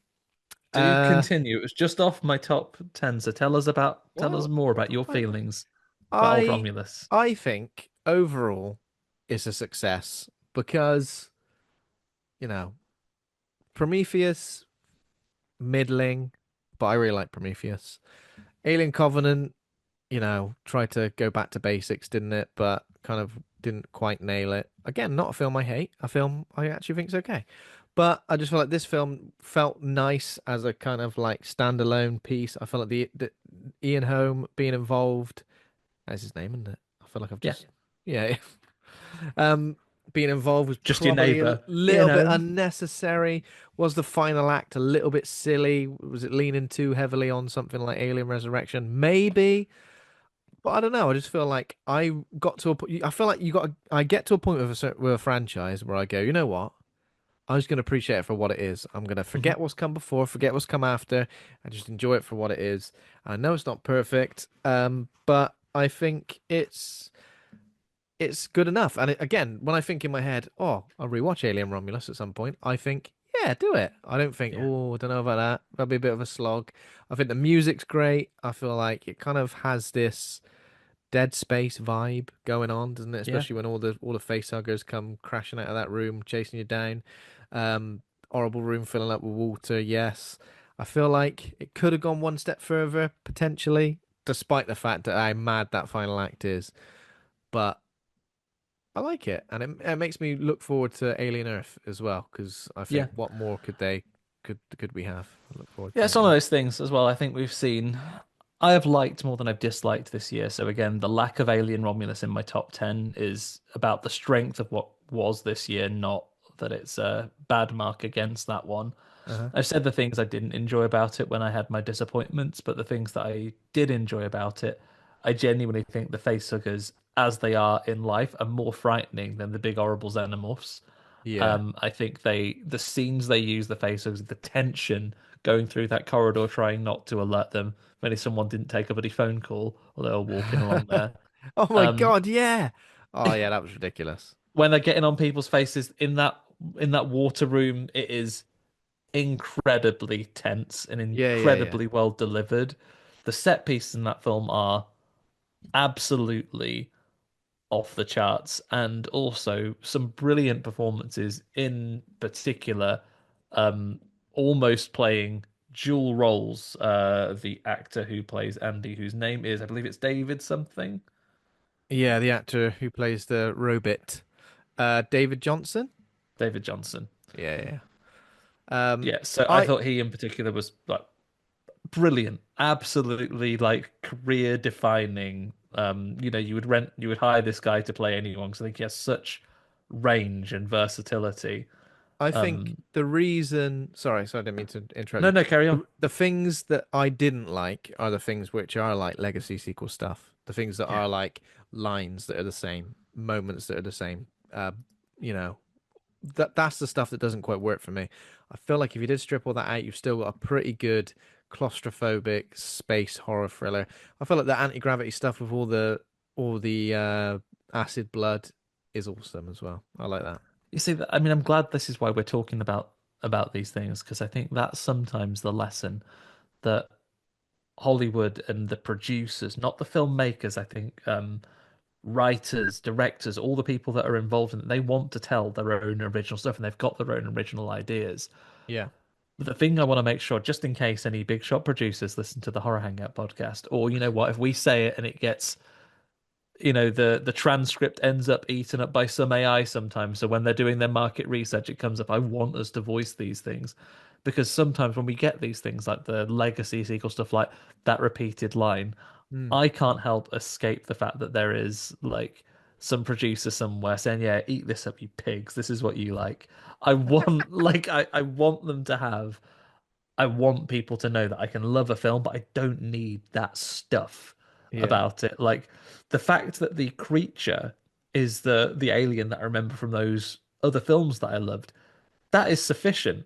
I Yeah. don't need them to say the same things or do exactly the same things or have a moment that is just like that moment I saw on that film, which I have on my shelf and can watch any day I want. Like, Yeah. give me some, give me the iconic shots and the brilliant things that will be someone who this is their first Alien movie, Yeah. something Yeah. that Yeah. they think Definitely. about in 30, 40 years' time, not something that was a nod to something that happened 30 years before this. Yeah. Like, give me something new and exciting. Hmm. Yeah. Yeah. Absolutely. But Um, still a great movie, a fabulous movie, and like I think no better choice than Fede Alvarez to deliver that. yeah. Number five for you. At number five for me, I'm gonna go out on a limb and say I'll be able to continue because I'm not sure you've seen it yet. Um, Caitlin Cronenberg's Humane. Oh no, I haven't seen it. It's No, really I good. haven't. It's really, really good. Oh. I'm not sure I mentioned it on the thing. Oh, I'm maybe I mentioned on a previous episode that I was going to watch it, but dying makes all the difference in the world. In the wake of an environmental collapse that has forced humanity to shed 20% of its population, a family dinner erupts into chaos when a father's plan to enlist the government's euthanasia program goes horribly awry. Bloody hell. Firstly, love the use of the word awry. I love it when things go awry Gone bloody in a alright, isn't it? movie. Yeah. Um, it's got the tension and the dialogue that you will get in a film like The Invitation, but in a less intense, less very serious rate. Kind of the level of sort of sharp, almost comedy writing that you get in a Ready or Not, maybe. Hmm. But it's all about this family dinner where this the father is announcing that he is going to sacrifice himself to be euthanized as part of the country's commitment to meet that 20% population reduction quota. Bloody Again, hell. I think it tunes into some of the best things that science fiction and horror does, which is an extreme version of something that is a very real issue in the world, right? We have environmental problems and lots of them are driven by overpopulation and so on. So driving that into like a near future horror sci-fi element there, but then bringing the very real family dynamics into it today and having the discussions that happen and the violence that erupts around it. And there's some great dark comedy moments as well. I would consider this movie a dark comedy. It is very funny in a lot of places, extreme in other places. Um, Caitlin Cronenberg, this is her directorial debut. Yep. She's done a number of things on both her father and brother's films before, doing the still photography on on a lot of their sets. If this is the quality of her film debut, I cannot wait to see what else she does next because I think it was so sharply written, really well performed. Hmm. Um, Genuinely, there were moments when I was like, "Oh no!" And there were bits. There was one moment, and I shan't spoil it because I think it's not been widely available. You can catch it on VOD now. I don't believe it got a cinema release, at least in this country. Hmm. Um, I literally stopped. I paused the movie and said to no one, "That's really clever. That's really good." I thought it How did was. no one respond? I don't know. Respond. Yeah, Just nodded. should phoned and told Karen upstairs. Just watch something that's really good. All right, Yeah. yeah, I think a really poignant film and something I really really enjoyed this year. And this will be of you know immediately from watching it, this was the film that I messaged people, I think yourself included, and said you're gonna Yeah. have to watch this. It's really interesting. Yeah. I'll definitely have to check it out. That add that to my list of movies I missed out on. Um, okay. So Are we another one, or we have another break for best other media? best horror in other media. Um, I spoke about it last week, but I'll say Silent Hill 2 again. It's kind of made me appreciate the story. even more so than I did already, which I thought was one of the best, horror game stories that we've had. Very, very Mhm. different to the other heavy hitters in the genre, like Resident Evil, which is kind of like quite action orientated. This is like so psychologically focused, very Jacob's Ladder. Um, yeah, an amazing, amazing remake where you just like this just elaborates on everything that was good about the original and makes it so much more enjoyable, but also like the gameplay's great, the exploration's awesome, the music obviously is very, very much the same, but re-recorded, I guess. The motion capture performances are great as well. I think I've played lots of things this year, not tons of like brand new games, but I probably think it is my game of the year just because Oh, I very can't nice. really. And I've also picked up the Boss Fights book, Silent Hill 2, just to get more and more from the story, and even in that story to go, if this game was ever to be remade, and I'm like, ha ha ha, it has, and Has, you idiots. you idiots. Yeah, so that's my choice for a game at least, yeah. I have had precious little gaming time this year. I have been enjoying very much the remakes of Soul Reaver 1 and 2, narratively one of my favorite games from growing up. So I've really enjoying revisiting those again in the hope that they complete those stories. Obviously, Ben, wasn't this the year that you got into Vampire Survivors? I know I banged on about this Yeah, last yeah, year, yeah. today. Oh, yeah, yeah. I mean, I need to go back to it because I think I was at the peak of being into it, and then someone else came out. Can't remember what it was, Yeah, but some DLC's out now as well. There's loads more. I'm back. I'm starting back into it, but we mentioned it last year. Follow up for everyone who listens week on week. Obviously, been a bit naughty this year, Ben, because I did get lots of lovely presents for Christmas, but no Silent Hill 2. So I'm oh, going to have to use my own talents of having a full-time job but no children to buy it for myself oh in the hell new year. yes, So yeah, yeah, yeah. I will treat myself to that if there's any lovely digital sales on. Other than that, though, I think I'll call out a couple. Arrived in the post just on Christmas Eve, Ben. On. A lovely copy of Millennial Nasties by Oh, nice. former guest. I'm going to go so far as to say friend of the show. We got on well enough. Um, Yeah, Ariel Powers Booth. Schwalb, sorry, Booth. Powers Booth Powers is a. Booth. You nearly went for the. I know what you mean, though. It's a, I've it's a... I've I've elevated her fame with a double barrel name that was already in the chamber. Powers Schwalb. Yeah, yeah. Um, yeah, I've just started reading that. I loved reading Zoe's foreword, and I'm really looking forward to diving in further into that book. I think call out that if people are looking for, catching up with your reading, if you want to rest your eyes from all that film watching, and if you like a few pictures with your words, I picked up a copy at Thought Bubble this year. Another former guest, John Lees. I picked up the trade paperback of his horror comic homage to video nasties of the VHS era, The Nasty.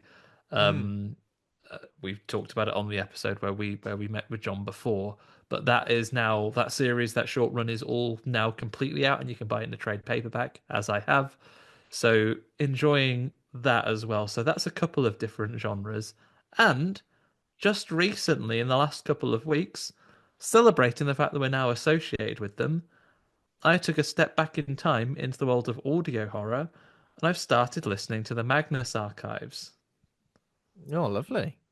Yeah, obviously part of the Rusty Quill network, which we joined ourselves at the end of the year. So Sure thought did. Sure did. If I meet these people at a Christmas party, I'm gonna have to know what I'm talking about. So Yeah.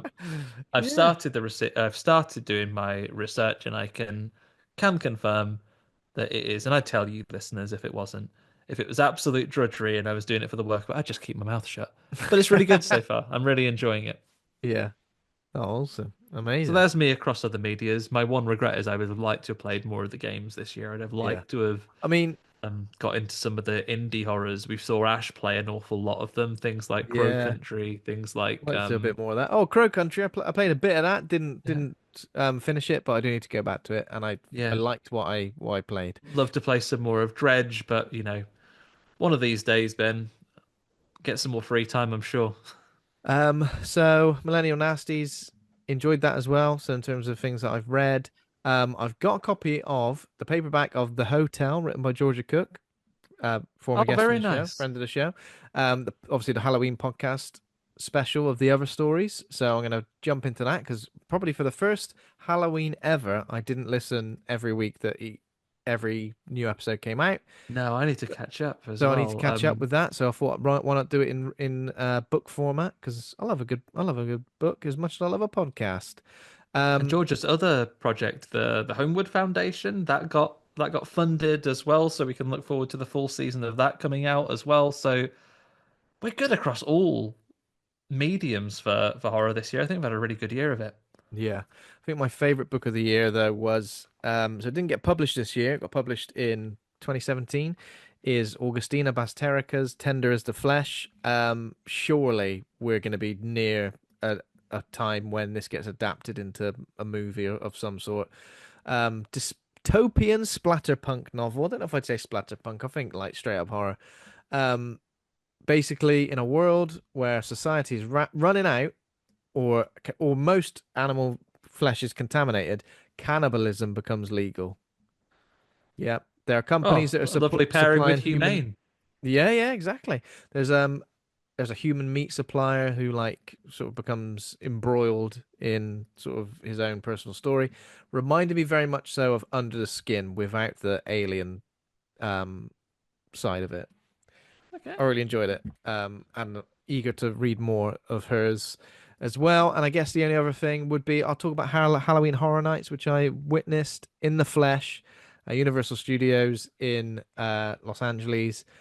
Yeah, I mean, I wouldn't say I'm the biggest fan usually of these sort of like horror experiences or horror mazes, but the ones that were like themed Texas Chainsaw Massacre and A Quiet Place and stuff, really, really good. And I think when they're like established properties and you can see that like a lot of money has gone into them, they're very, very effective.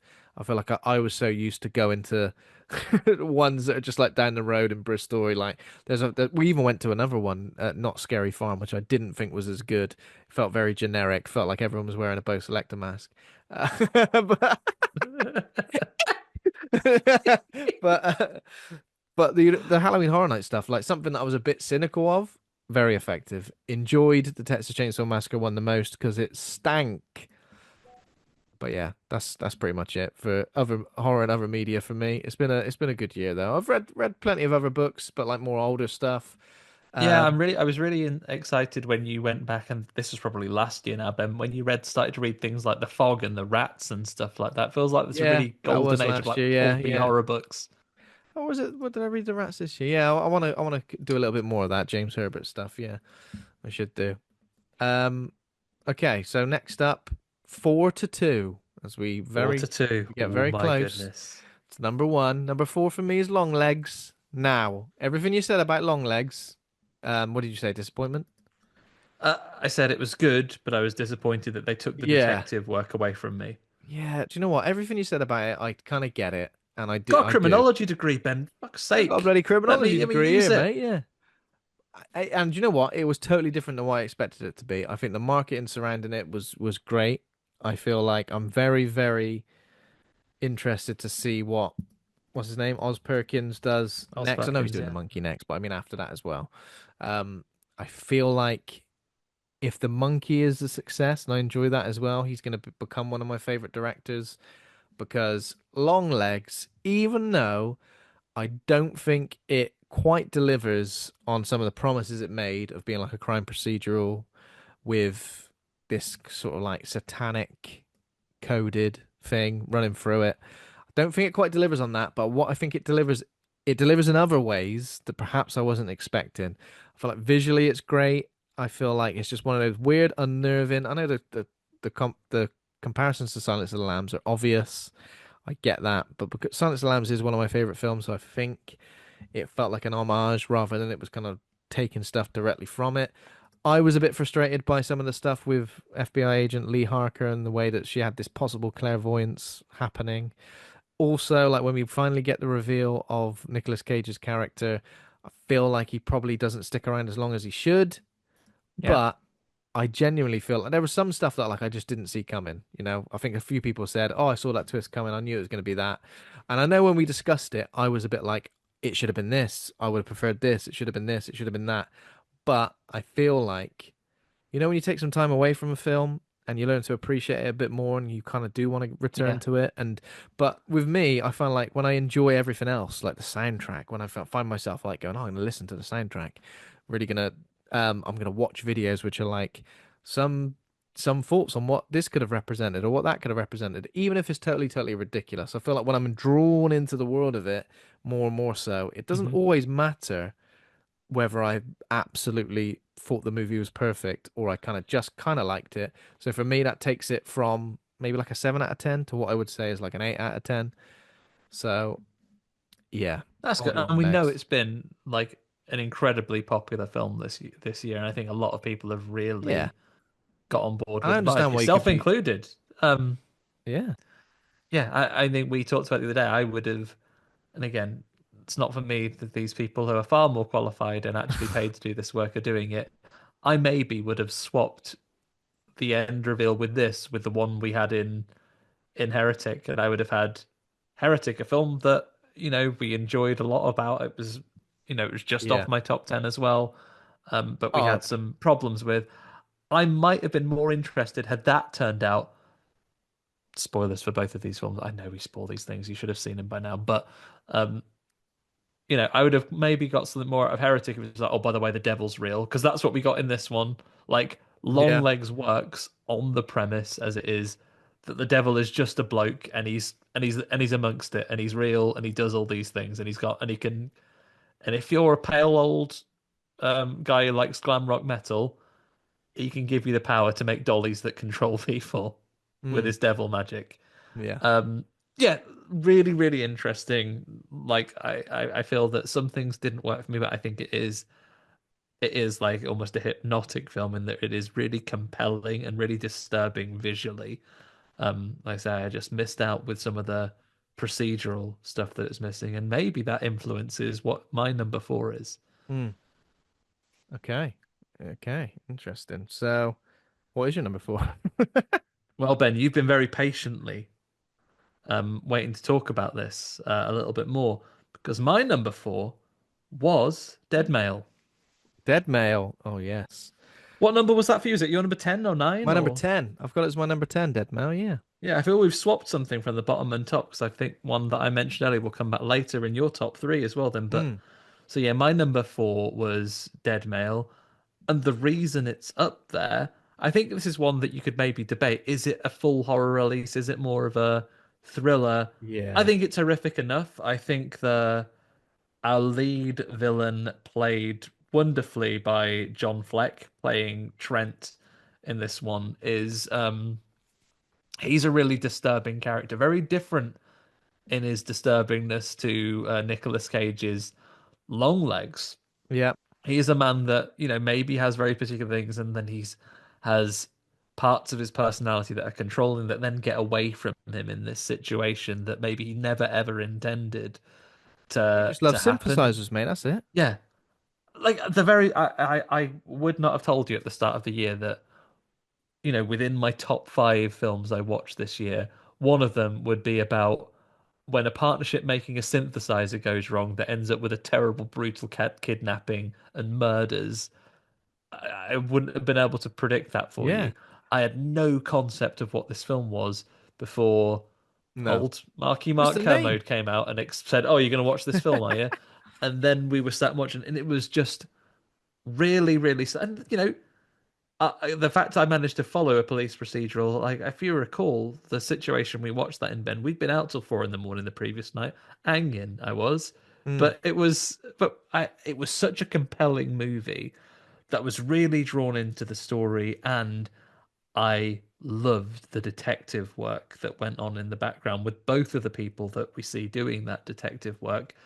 It was really compelling to be going along that journey with them, and you know it. It's like an episode of Columbo. You know where he is. You know who's got this man captured. You've seen at the beginning. You know who the bad guy is. Yeah.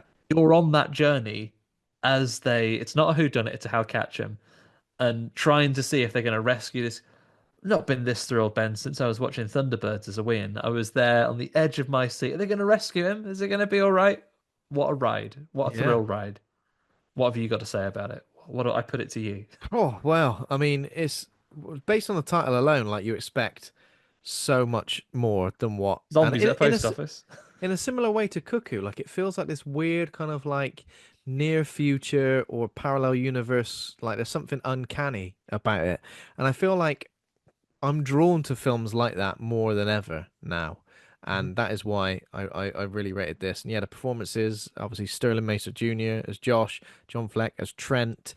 Is it a horror film? It kind of plays out a bit like a kind of oddball thriller in a way, doesn't it? And I feel like the way that the protagonist of the movie kind of switches up a couple of times, I think that's pretty cool. We kind of get like Yeah. this duo of like almost detective And you sleuths. follow the killer for a part of the movie, right? You're with Yeah, him for a significant almost like section. he's not like calculating. He's almost like his hand is forced. It's Yeah, like he's very something reactive, but then he's very very reactive. Oh, bloody resourceful. hell. I suppose I've got to do a kidnapping, have I? I've got to do like this. I've got Very to stay in this resourceful. YMCA to befriend this man, to nick his keys, Oh, to like insane. Like I love the switch up of that. I love the switch up of like the points of view. I feel like it's a really well crafted, well executed film. And yeah, another one I can't wait to watch again. Yeah, and is Dead Mail? We need to check a couple of these so we can let people know. Is Dead Yeah, I Mail don't now know actually. So available? obviously we saw it at Fright Fest, but I don't know. I don't know. Is it out? I really don't know. I'm Release date not yet typing as we announced. speak. Awaiting a Yeah, release so date by distributor. yeah, so Yeah. we've I don't think we've spoiled anything in our description here, but Hmm. definitely everybody, if you get the opportunity to catch this in 2025, I do think, its one downfall is that I think it requires someone to set you up to see it. I don't think it's something that you maybe will catch it from the title alone or Yeah. maybe even a trailer, because I would advise you not to watch a Yeah. trailer. I know what you mean. Um, Yeah, and Go obviously and us see going this into though. something in Fright Fest, like I literally went, "Oh, a film called Dead Mail," and the intro's Mark Commode. I didn't know anything else other than that, and yeah, when it started, it was a bit like, okay, let's see where this goes. But yeah, I enjoyed it. Wonderful. Wonderful, wonderful indeed. Is it time for your Next, number three, Ben? my number three is stop motion, I and you've knew it. already Well, mentioned that, as haven't we've got closer, I've been trying to you? like count the cards Well, and it's good saying, though. right, At least our top 10 isn't identical. I Stop think our motion. top two is going to be identical, but stop motion's your number three. It was my number nine. Let's talk about it Stop now. motion. I'll tell you what. Again, another bloody weird film. And again, these are the ones I like the most. A weird film. Sort of like again, it's got an uncanny nature to it. Something kind of gross about stop motion animation, isn't there? I've always kind of been freaked out by it. From things like Jason and the Argonauts and Sinbad movies, old Ray Harryhausen monsters, just the way they move. Even like stuff that was made for kids, like when I was a kid, like stop motion animation. I remember this like weird Christmas thing with a fox. I can't remember what that is, but that used to kind of freak me out when I was a kid. And seeing it come to life in this kind of like blurring of reality and fiction in stop motion, was kind of fascinating in a way. And I think like the Yeah, lead performance, by it's Ashling Ashlyn Franciozzi, yeah, Franciosi, which who I was think also what in else did we see her? Speak Last No Voyage. Evil. She was also in Speak No Evil. She's in Last Voyage of Demeter as well. So big year and a bit for her.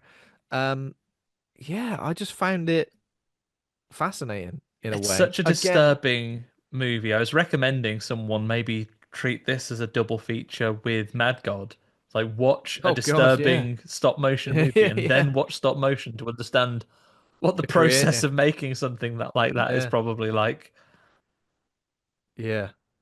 I just think I think when we talk about a good year for horror, I think that month where we covered Late Night with the Devil and stop motion, maybe back to back, possibly. Yeah, pretty well. Pretty close. I was like, wow, this is it.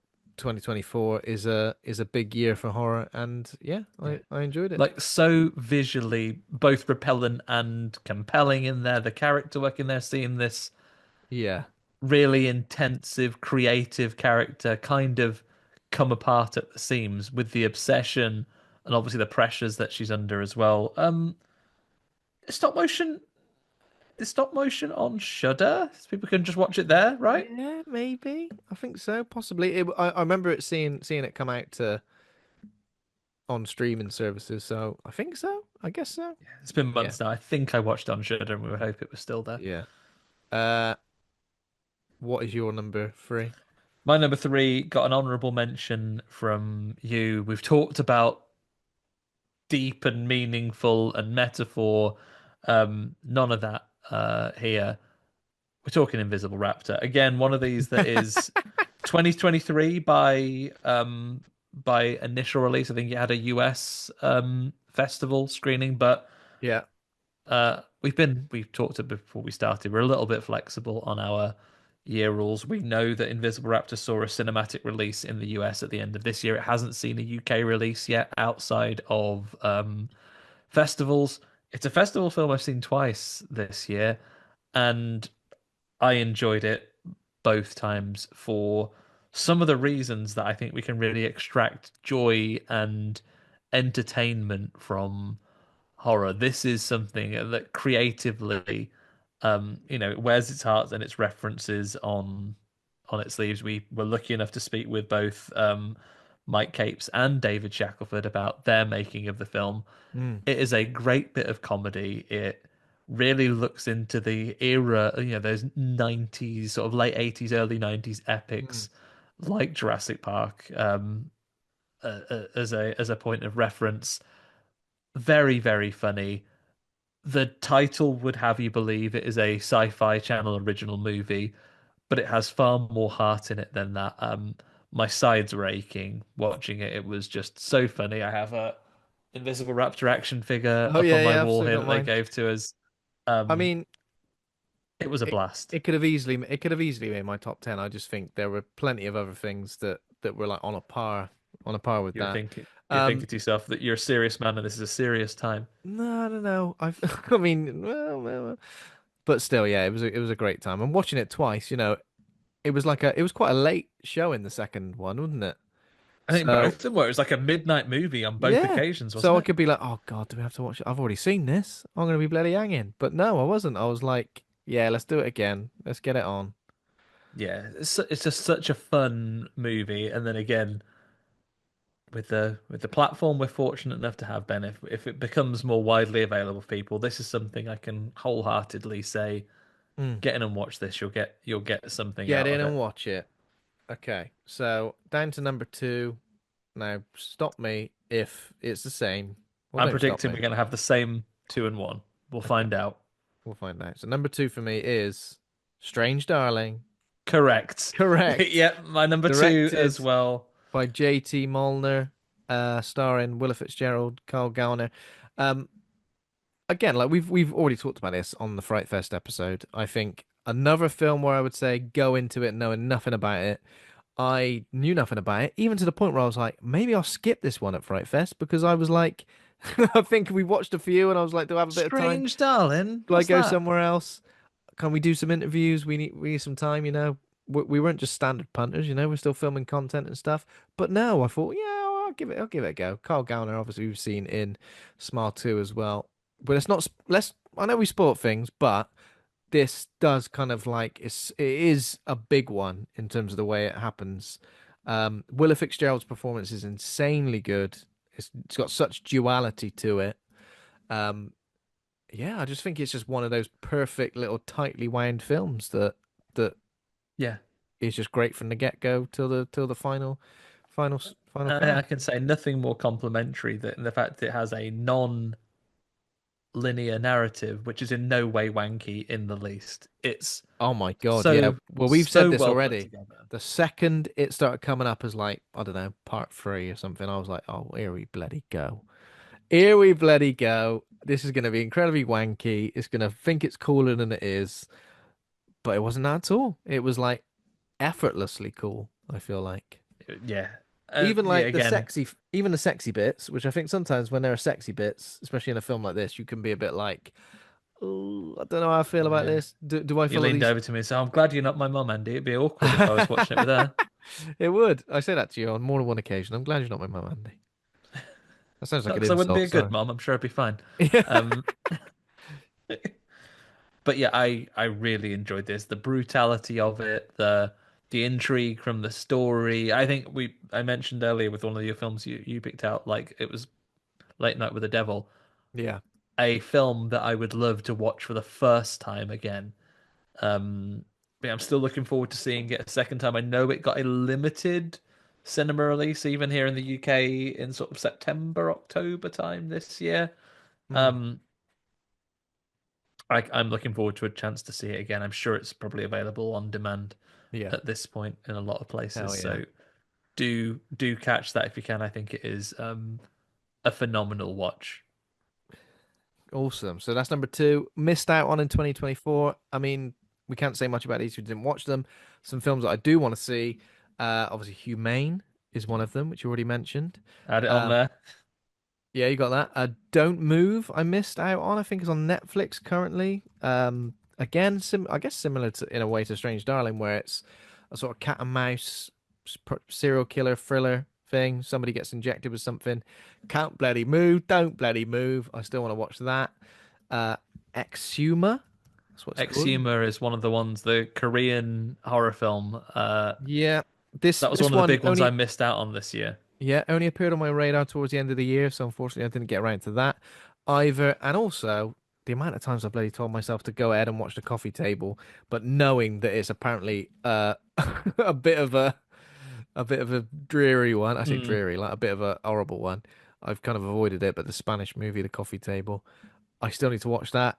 I think it was a 2022 original release, but I think it's only started appearing. Um, it only appeared on streaming services this year, so I still need to um get around to that. Yeah. Yeah, I do need to see that as well. I'm trying to have a look at what else of this. You mentioned Mads. I still really want to try and see that as fast as I can. Mads, yeah. Um, Werewolves, you'll need to see that. Werewolves, I need to see that. I know that's technically the main releases in the new year here. It's limited and getting some more in the new year, right? So I'll hit that in Mm. January. Yeah, plenty of Anything stuff for January. else? But Yeah, there's some good stuff coming out at the start of the year, but I think you hit the main ones that I wanted to try and see this year, and I didn't get around to. Obviously, Nosferatu doesn't really count for us because it is out in the new no, year for us in unfortunately the not. UK It's frustrating, isn't it? It's an annoying situation. I would have liked to have seen it and see where it landed on my list of top 10 for the for year. this year. But no, Right. New Year's Day for me. Um. Oh, Lisa Frankenstein. I didn't get round to seeing that Yeah, either, yeah, yeah. and by all accounts, including yours, it's an Yeah. interesting movie, I liked it, right? Lisa Frankenstein. That was good. I think it's a good Yeah. year for God, what's her name? You mentioned her already. She's an Abigail. The person whose name I knew until you Hey! asked me, Catherine Newton. Oh, yeah, I feel like she's definitely the kind of person where I go, I'll just watch her in anything and everything. Yes, I will. We didn't. I don't know if this got a limited release. Rumors I really wanted to catch this year and didn't yet. Okay. It's the one it's like the G7 summit with the world leaders. Okay. Oh, yeah, yeah, yeah, yeah. Yeah, so I Comedy don't horror know film. if it got a proper release or not in this country. And then Yeah. you already mentioned Mads, um, which I Mads, will. yeah, yeah, that's definitely worth checking out. It's 100%. available on Shudder. I will watch that maybe before the Also, year is out. Who I knows would what I'm up like to to watch tomorrow? In Search of Darkness 1990 to 1994. Haven't got around to that yet.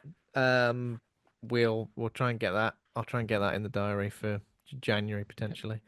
Um, we're down to number one. I'm pretty sure we know what it is, but we have to do the reveal of it anyway.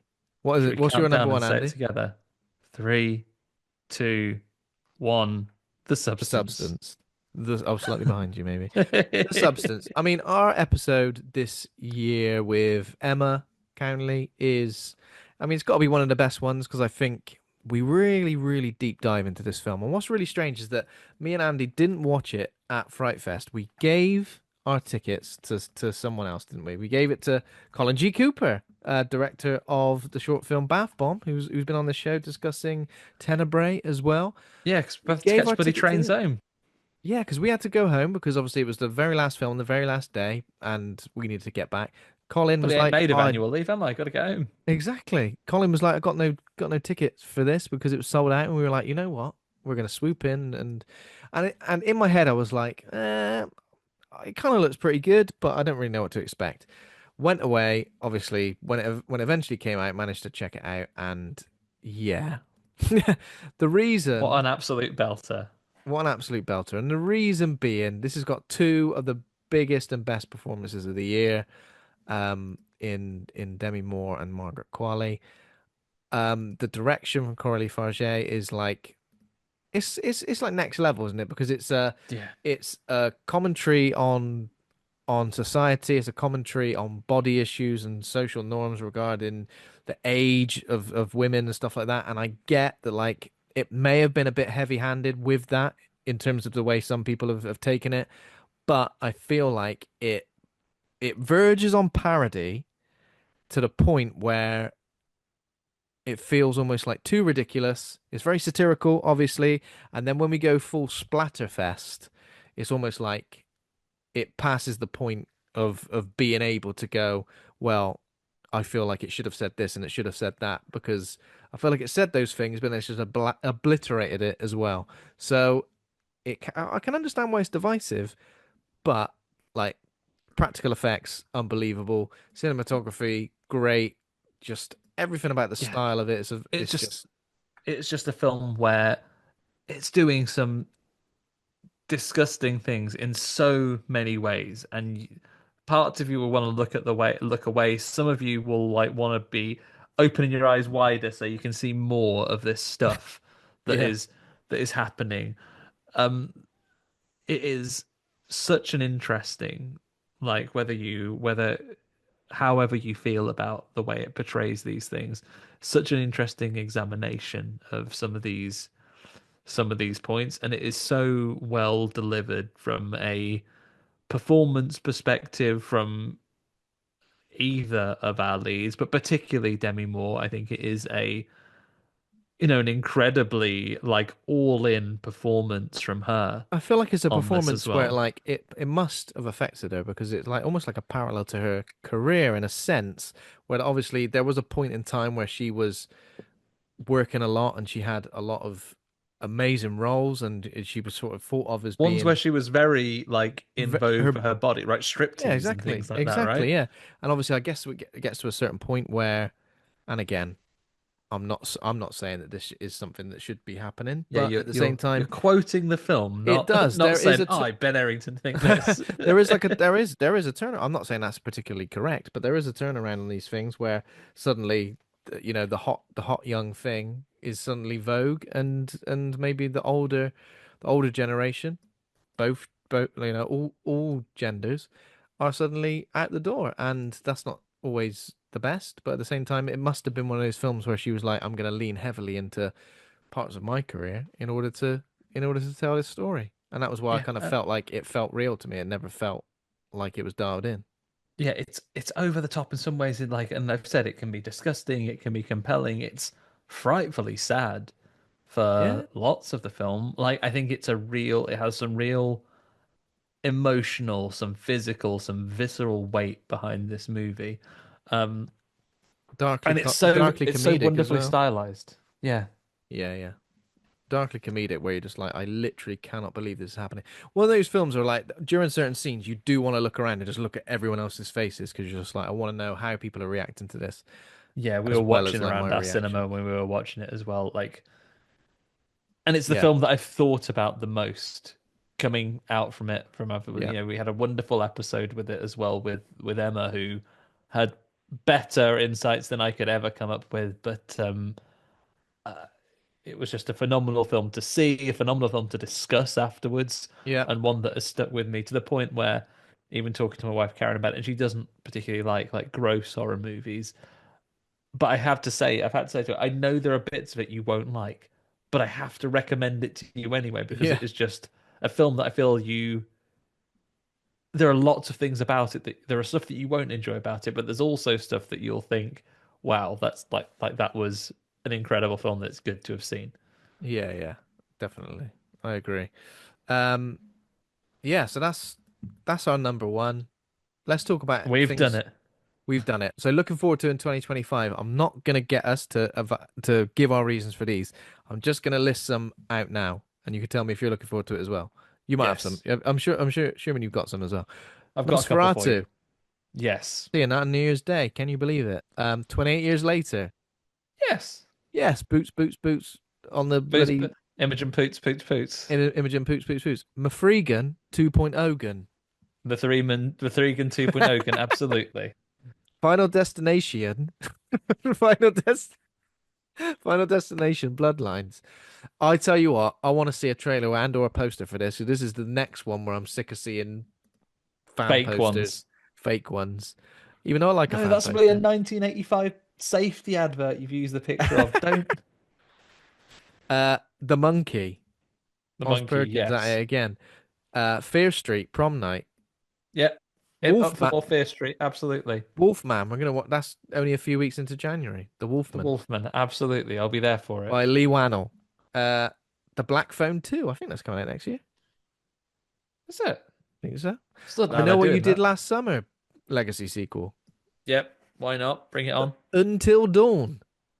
A film you probably don't really need to see if you played the game because it's very cinematic Because the and game is pretty much a because the film. game is pretty much a film. But you know they're going to do it anyway. They remade it as well. Apparently, didn't even know that. There we go.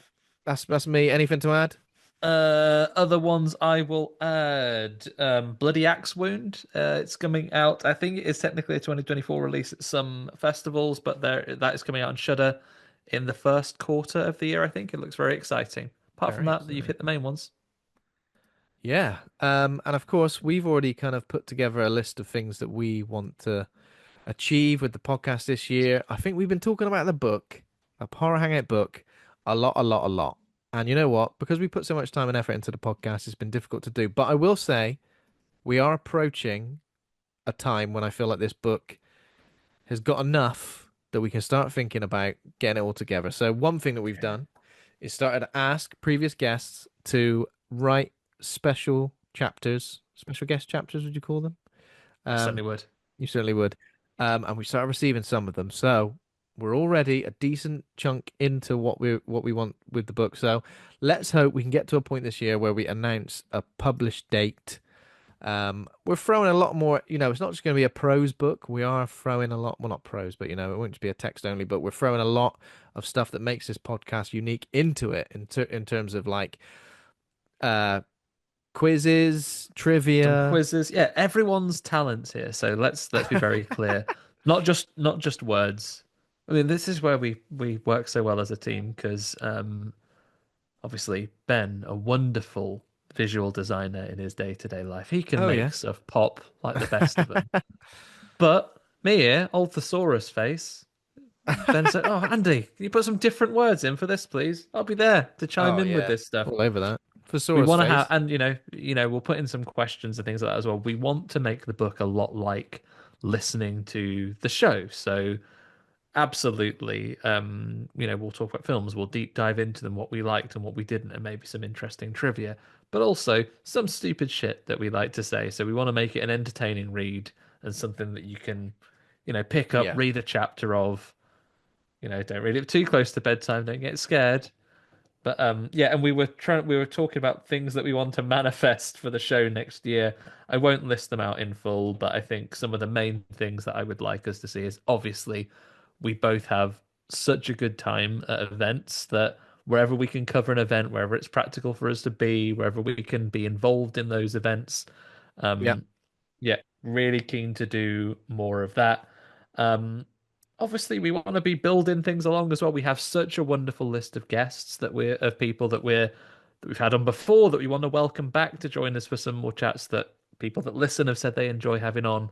Other people that we've been meaning to get on for ages that we want to check off that list. Maybe a couple that we had scheduling conflicts with. We've still got those people on the list, and we want to make sure we get all of those folks on as well. Yeah. I love interviewing people, particularly independent horror makers that are coming out. So open invite if you're an independent horror Yeah. filmmaker and you're I've listening to this. Get in touch, mate. It's scary. We ain't scary. I think, yeah, we want to do some stuff for events, so maybe doing an intro for a film at an event or a screening. We're just going to take some bigger swings, I think, this year. I think we've always we do pride ourselves on regularly putting out these shows. We still want to do that. But yeah, we're just going to try and take some bigger swings in terms of who joins us on the show. But of course, your favorites will always be welcome back on the show as regularly as Yeah, possible as of well. course. The pool of regular guests will continue to grow. There we Yeah, go. big fans. And I think the other thing we said we wanted to do, and we haven't worked out the plans for this yet, we'll hammer this out as well. Really look at the Patreon stuff, see if we can get into a bigger Yes, and better I routine of what feel else we like can put that's. out I there. feel like we really need to rejig the sort of levels that we've got on Patreon as well. Work it out. Maybe have some levels that are kind of like quite lower in terms of how much people are giving us, but hopefully will be you'll get more for your money, more bang for your Yeah. buck. I really want to get into like getting into a nice regular routine of putting up some more Yeah. exclusive content. Not that you listening in front of a paywall won't get all of our regular episodes. We're not going to be doing one because it's a hellish nightmare for poor Ben who does all of the hard work around here to edit together, a shorter version of the podcast for everyone than an unedited one for everyone else. That will always remain the same. Hmm. But working out how we can practically, while maintaining, full-time jobs and families that don't divorce us, um, because we know we're both capable of getting divorced now that Ben's got married as well, so we It's have to make true. sure that It's doesn't true. happen. So we'll work out how we're going to put out more Yeah. Patreon only content that can sit behind the paywall to give an extra reward for people who want I to chime think in. let us know what you want more from us as well, or less. That might be that might be a fit. Oh, Don't sick of say that. chat at the beginning because that ain't changing, all right? Yeah. Use the time codes, you dogs. Wow. There we go then. That is the 2024 year in review. First episode of 2025 in the bank. We've done it. Let us know what your favorites of 2024 are. Obviously, if we read out your choices on this show, thank you for giving them to us. Um, Thanks for listening. Of course, if you enjoyed the show, become a patron over at patreon.com/horror hangout. Thanks to all of our patrons over there. Thanks to Taj Easton for our theme music. Thanks to Acast for hosting the show. Consider giving us a rating or review. It definitely helps. We're on Twitter, Yeah. Instagram, Facebook, TikTok, and YouTube.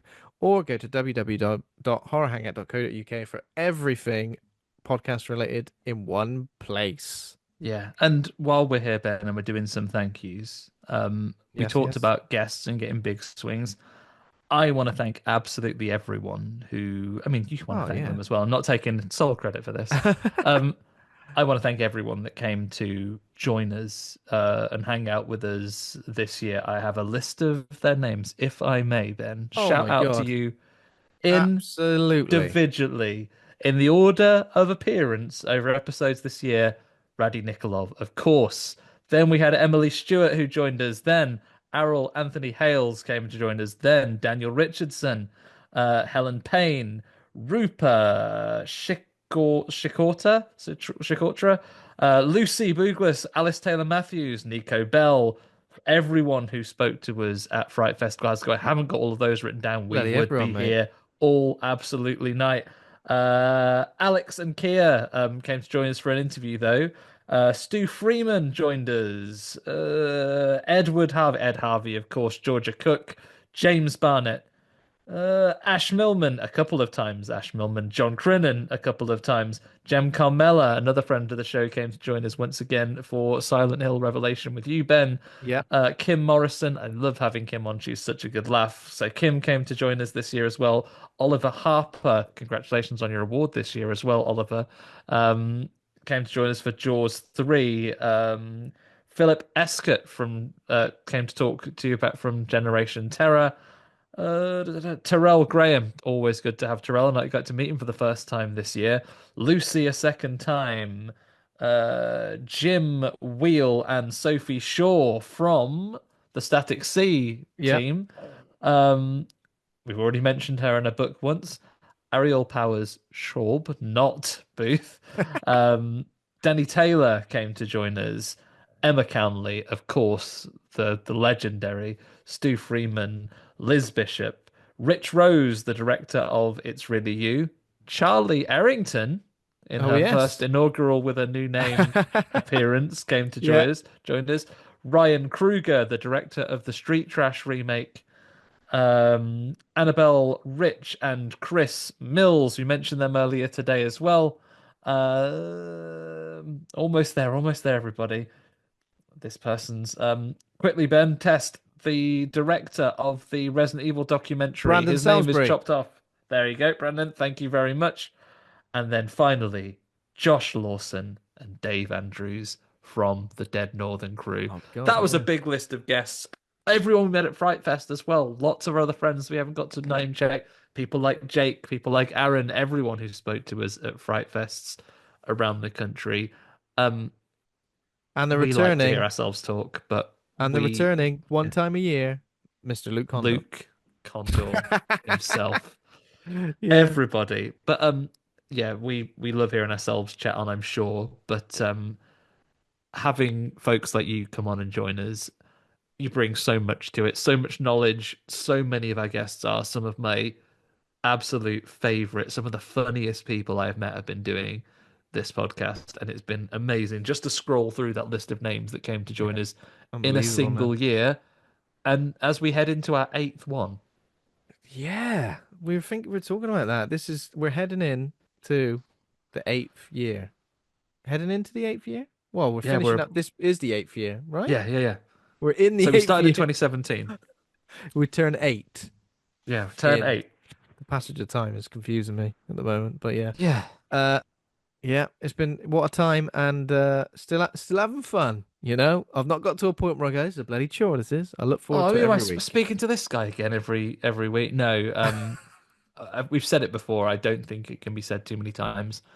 I would genuinely come and do this program as a reason to definitely watch a horror movie every week and then sit and have a chat to one of my friends about it for a couple of hours. The fact anyone listens is Hell yeah. a wonderful, wonderful bonus. And the fact that other people are willing to donate their time to come and chat to us about horror movies, movies that they're making, that they're in, that they're passionate about is, dare I say, Ben, an incredible privilege, and I'm so Yeah, yeah, grateful for definitely. it every week. Absolutely.